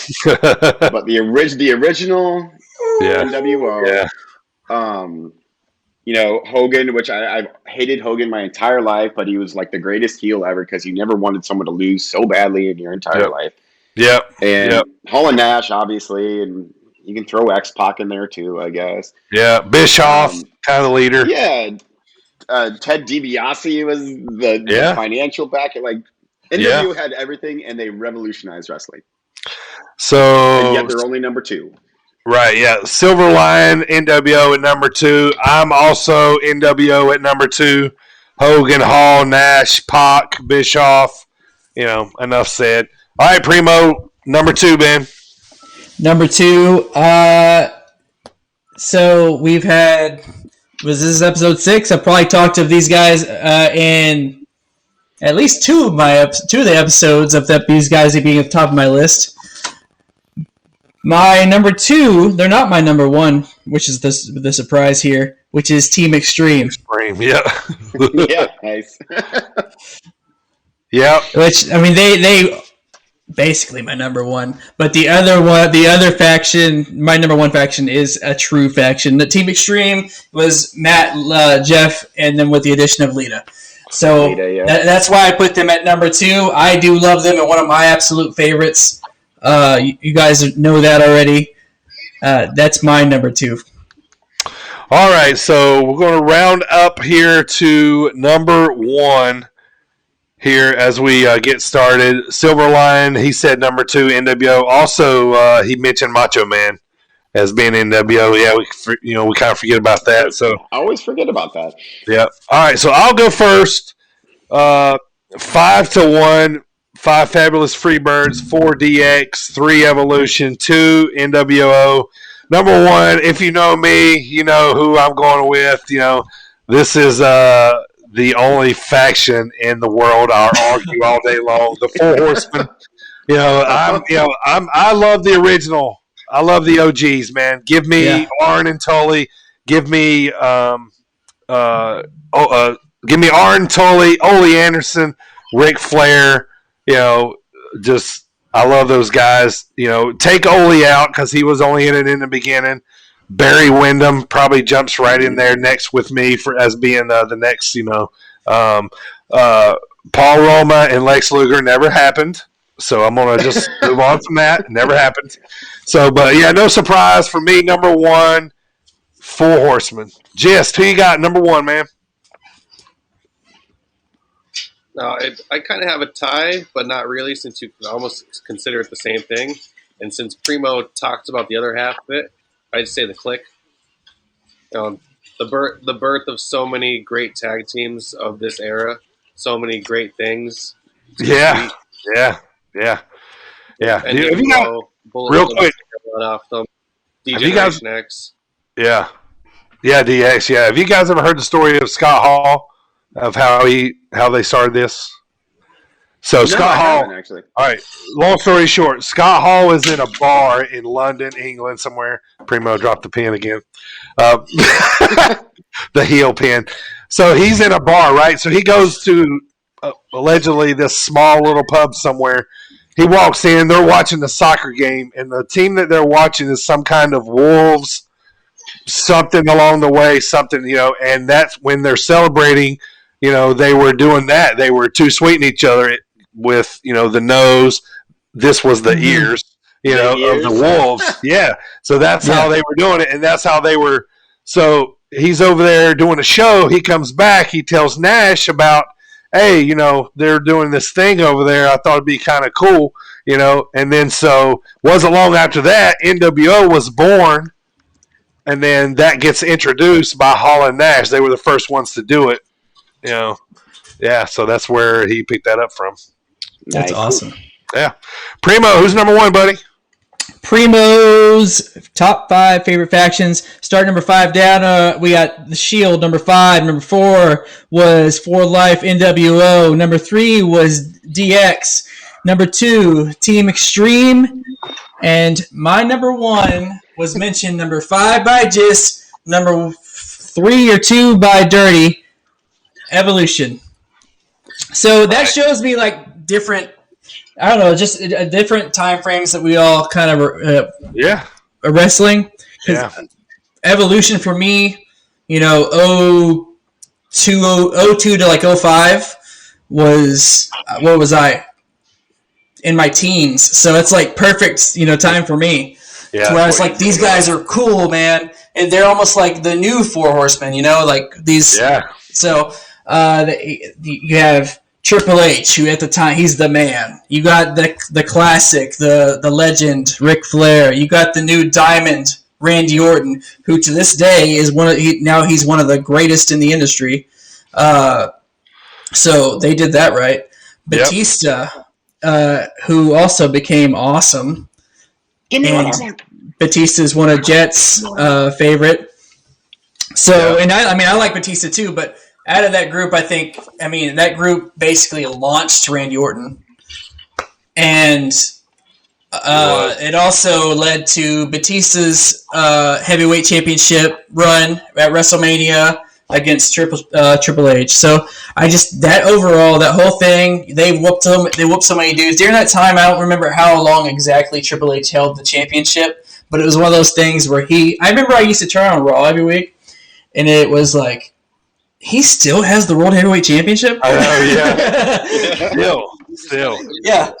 And then they whoop up on Big Papa Pump. They whoop up on Goldberg, everything. So it was awesome. Like I said, I was a teenager. I thought it was super cool. Evolution was my number one. That's AJ, number one. Go ahead, Jim. So, top 5, Dungeon of Doom, Radicals, Wyatt Family, Bullet Club / NWO at number 2, and number 1, been talked about so much already, 4 Horsemen. So I'm a little different era of 4 Horsemen than Dirty is, because sure. I acknowledge the Lex Luger portion of it and Sting. I loved it when Sting was in the 4 Horsemen, but like that's when I got into wrestling was Ric Flair, Arn and Ole, and even Brian Pillman when he was in there was great. But they were people feuding with the 4 Horsemen is what got me interested in wrestling when I was 7 years old, 8 years old, however old I was back then. Sure. And then it just kept getting better and better as it went on. And then, the death of it was kind of Brian Pillman, but I want to see a revived 4 Horsemen. I don't know how they would ever do it, but I think that would be amazing. Yeah. And I won't say anything else about it because you guys have said so much already. But number 1, 4 Horsemen. Yeah, and nothing too, man, that we impasse with like Evolution of 4 Horsemen. They made it cool to like heels. They made it cool to like bad guys, right? You know what I mean? I wanted to be sitting ringside in a fresh suit, like pulling for the 4 Horsemen. You know what I mean? Right. Like it made it cool to be a bad guy. So, all right. So there's the Dropkick discussion of the week. Thank you to Coastland Apparel for sponsoring that segment. Also, Rowdy Energy. Thank you guys for keeping us hydrated through here. We're going to run through some notes here as we start to wrap up the show here tonight, Sunday, April 25th, this coming Sunday, AEW Rebellion pay-per-view in cahoots with Impact. So, all right, Gist, what we got here is Tony Khan saying he's going to be there. Aubrey Edwards is going to be the referee of the Rich Swann Kenny Omega match. Tell me what you think happens there. Like we talked about earlier, they're definitely going to protect both of their champions in any way they could. Put on an amazing match, do anything you want, but once it comes down to the finish, something fishy is going to happen, and it's definitely going to go right down the middle. Yeah. Anybody? Any guesses? Anybody? I'm gonna say they put the title on the Impact title on Omega. That's my guess. I agree.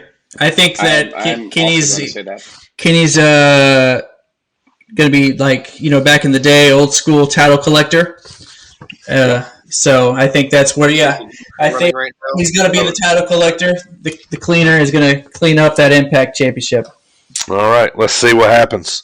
All right, so this big, huge thing with Charlotte. It was funny today. My wife, she's friends with Charlotte. She hasn't talked to her in quite a while, but she's seen something on her Snapchat. She goes, "What happened with Charlotte? Why did she get fined?"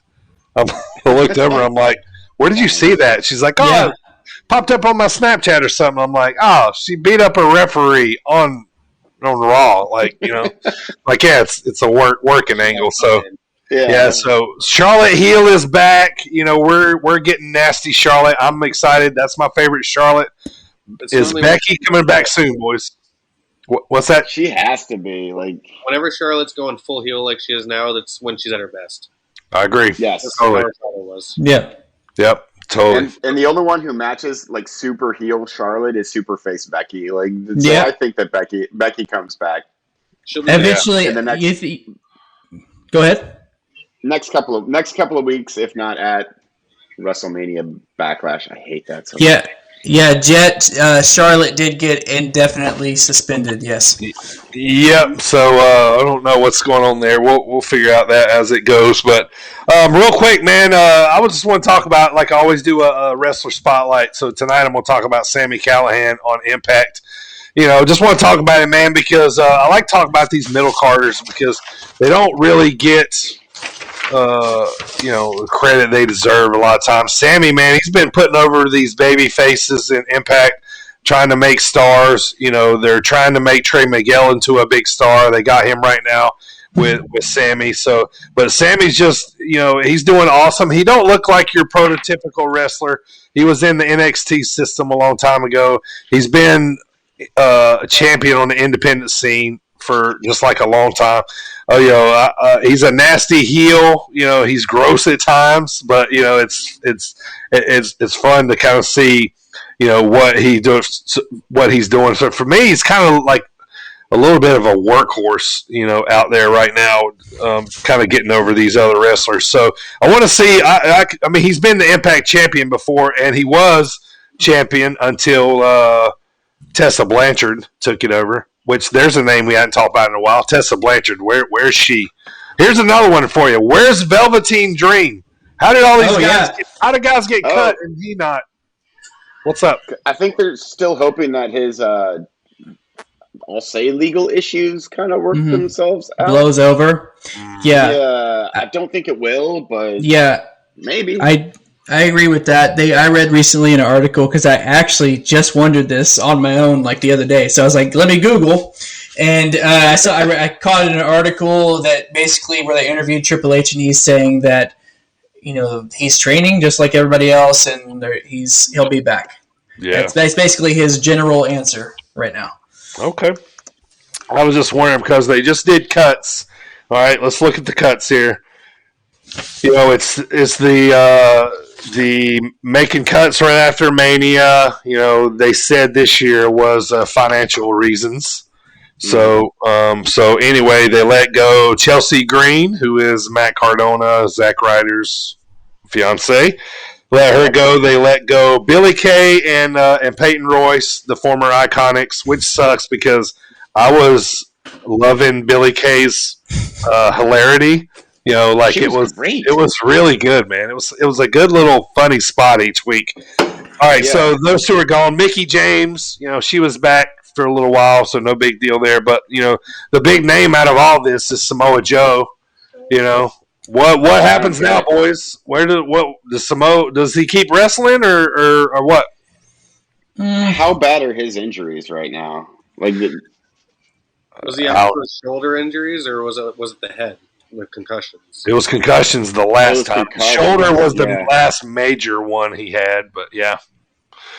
So I don't know. It might have been one of those things where WWE didn't want to let him wrestle, but he might want a farewell match. He might want a farewell match. I mean, he's always going to be welcome at Impact and Ring of Honor. I was about to say that's where he could do one fight, one last hurrah, one match. In one of those two, and then hang it up and go be a commentator somewhere. He was doing good at that. I loved him on the mic. I thought he was I really thought he had a stable thing going there until they fired him. Me too. Yeah.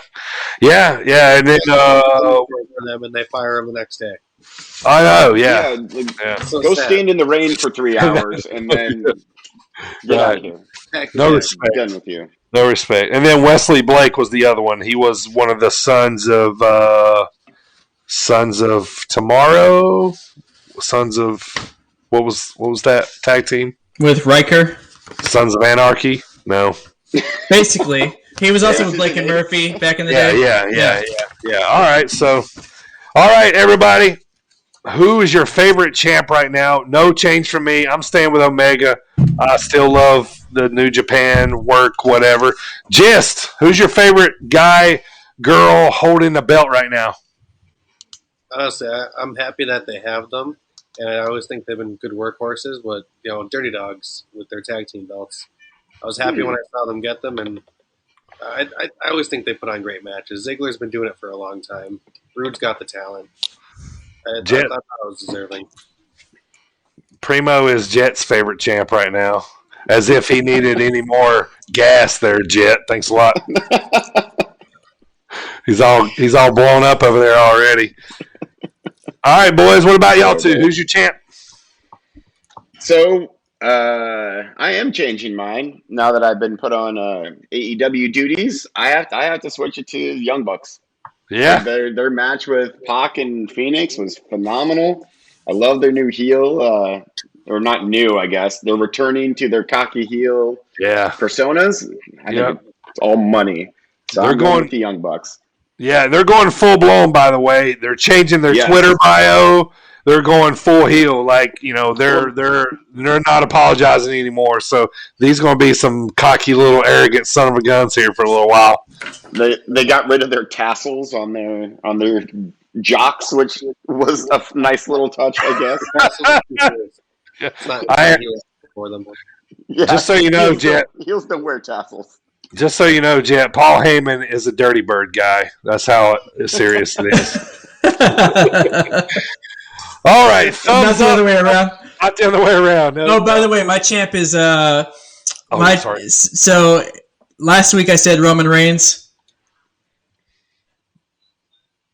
This week is not Roman Reigns. That didn't last long. I still do like Roman Reigns. Don't get me wrong, but I just have a thing for the mid-card champions. So I like kind of how Sheamus comes out and says, I didn't get this by, kissing anybody's butt. I came out here and I whoop tail every week, and I'm going to keep doing that. And he did with Humberto Carrillo. And on top of that, he's like, I'll defend it if I want to. You're right, yeah. Great. Right. Well, the great Silver Lion, he says Bianca Belair is his favorite champ. Yeah. So, Sheamus right now this week. All right. I know I change every week, so. That's all right. That's why we do it, man. See if we change. All right. Thumbs up, thumbs down. Talk about what you like about wrestling right now, what you don't like about wrestling. AJ, kick us off. So, thumbs up. Again, I'm going with, I don't know if he was my thumbs up last. I don't know. Anyways, Jericho. I have a feeling that he's going to be my thumbs up for a while because everything he does is just golden. That promo, that promo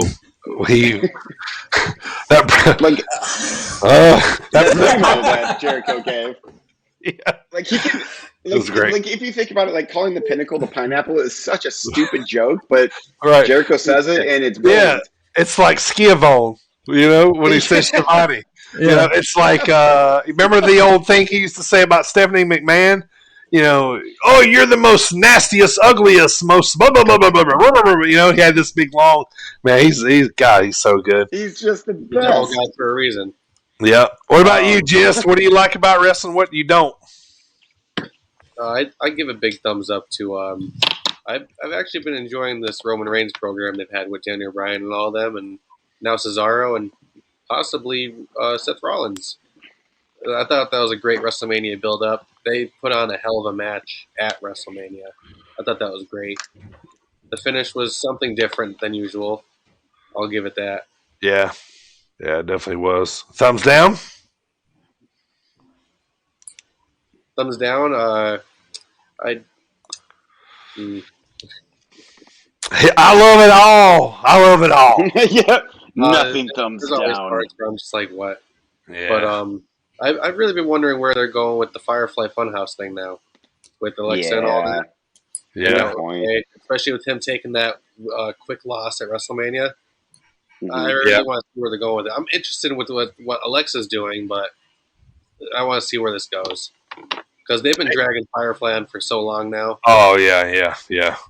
AJ, you never said what you were down about. Yeah, sorry. Well, Gist is better than mine, so I'm switching mine to the Firefly Funhouse. Yeah. So, Primo, what he said? Ta-da! Okay, so this week my thumbs up. Thumbs up is the way that Sheamus is handling himself as the new United States champion, and then also to piggyback off what Gist said about Roman. I am down with the whole head of the table gimmick. I like how Paul Heyman is basically Paul Heyman's not his advocate. He's like when he's ready for a microphone, he does this, and Paul Heyman. Yeah. Paul basically stands there and stares at him. Yeah. You watch him, he just like reverently stares at him. Like a little, like, oh my god. So that's my thumbs up. That whole gimmick, it's winning for me right now. Thumbs down. I don't even know. A few, but we're at 2-1 here. Just do something else with Shayna and Nia. I'm done with them. That's my bathroom break every week. Yep. Second part of that is do something. Make me interested in Damian Priest. Now I'm just not. Right now, the thing he's doing with the Miz, I'm just. Needs a little Bad Bunny. It's really flat. Okay, come on. Right. We'll all discuss it at the Bad Bunny. I put him over. I put Bad Bunny over at WrestleMania. You know, that was it. Yeah. But so my other thumbs down. No more. Has to do with WrestleMania. You can't give us that live atmosphere, and then we see Thunderdome every week. Still, it's just yeah. And I know they can't really control it, but it really screens back. You know, it's like here's a little bit. Oh, we'll take it back. So no, just kidding. No more. Mm-hmm. What'd you say, Jeff? I was really disappointed when I saw the screens back on Monday night. I thought they were gonna have at least some of it filled up. Nice, Raw after Mania. Big pumped up, big things going to happen, and even Raw was kind of flat. AEW has fans, and that it makes it feel good when I'm watching it. Yeah. Well, yeah, even NXT, like how do they have fans? And are they just running with the Thunderdome gimmick? Because Vince McMahon is like, yes, Thunderdome. It's the Thunderdome. Thunderdome. Put up in the Thunderdome. Yeah, all right, well, I'm gonna piggyback off that too. My thumbs down is the same as it's been. What Primo just said about fans, I'm freaking over that, man. So anyway, thumbs up. I still love everything that's going on, as I've been saying with Impact and AEW. And the other thing too, I'm gonna say I'm thumbs up about right now. I love old school wrestling. I love the slow burn of a storyline. I think we're seeing the start of that right now with this whole Young Bucks, Kenny, this whole thing. This is going to branch off into like a lot, on down the road. So, and then eventually they'll all break up, and those will be great matches too. So, but excited to see where that goes. So, thanks everybody for tuning in today, man. If you're in the chat today. If you are interested in some free stickers here, we'll send you out some free stickers. Just hit me up there on Facebook or Twitter, and I will send those out to you, man. Thanks for chatting along with us today as we start to wrap this show up, man. Next week, we're going to talk about our top 5 women's wrestlers right now, and or top 5 favorite women's wrestlers. So we're going to talk about that. We'll possibly might have a guest next week. We don't know yet. We'll see. Me and Primo's getting together soon. We're going to get a watch along going. We're going to watch Starrcade 85, the big blow off between Dusty Rhodes and Ric Flair. Also, probably the more legendary match on this card is the legendary I Quit match between Tully Blanchard and Magnum TA. Woo! Can't wait to watch that one, man. Love it. All right, so and I've been told that I'm not allowed to watch for any spoilers. So yeah, totally. So I will be watching this for the first time organically. First time for the people out there. Yeah, so I'll make sure you watch my social medias. I'll put out there when we're going to watch it. All that stuff coming up. Other things coming up. We're going to be talking about A&E's biography. Stone Cold was last week. Roddy Piper's coming up this week. So we'll cover those. Dark Side of the Ring is starting up very soon. So a lot happening right now. So once again, man, thank you to GistofMyFist 24 for being on the show today. Thank you, sir. Hey, thanks for having me, Dirty. I can't wait to come back and talk some more wrestling and making these marks sit down. That's right, man. Glad to have you, Tyler. Welcome back anytime. GistofMyFist. Go check this guy out, man. He's on Xbox just about every day of the week, winning races on NASCAR Heat. So thanks for coming in here today. Two-time champ. Thank you guys all for being here. That's Primo. That's AJ. We're the Cesaro fan club. We'll see you guys all at our next meeting at the Bad Bunny fan club. Or at the Bad Bunny concert, should I say. Primo's still champ. Bad Bunny concert. Yeah. Thank you guys all for being here, man. Appreciate it. We'll be back next week, man. Episode 7. We'll talk about current wrestling like we did today. What happened at Rebellion pay-per-view. So you guys all have a good one, man. Silver Lion, thanks for chatting along, man. Appreciate it. Jet, Primo, all you guys, man. Thank y'all. Appreciate you being here. Green Plastic, all you guys too. All right. I'm the Dirty Bird, man. We'll see you guys next time. Appreciate it.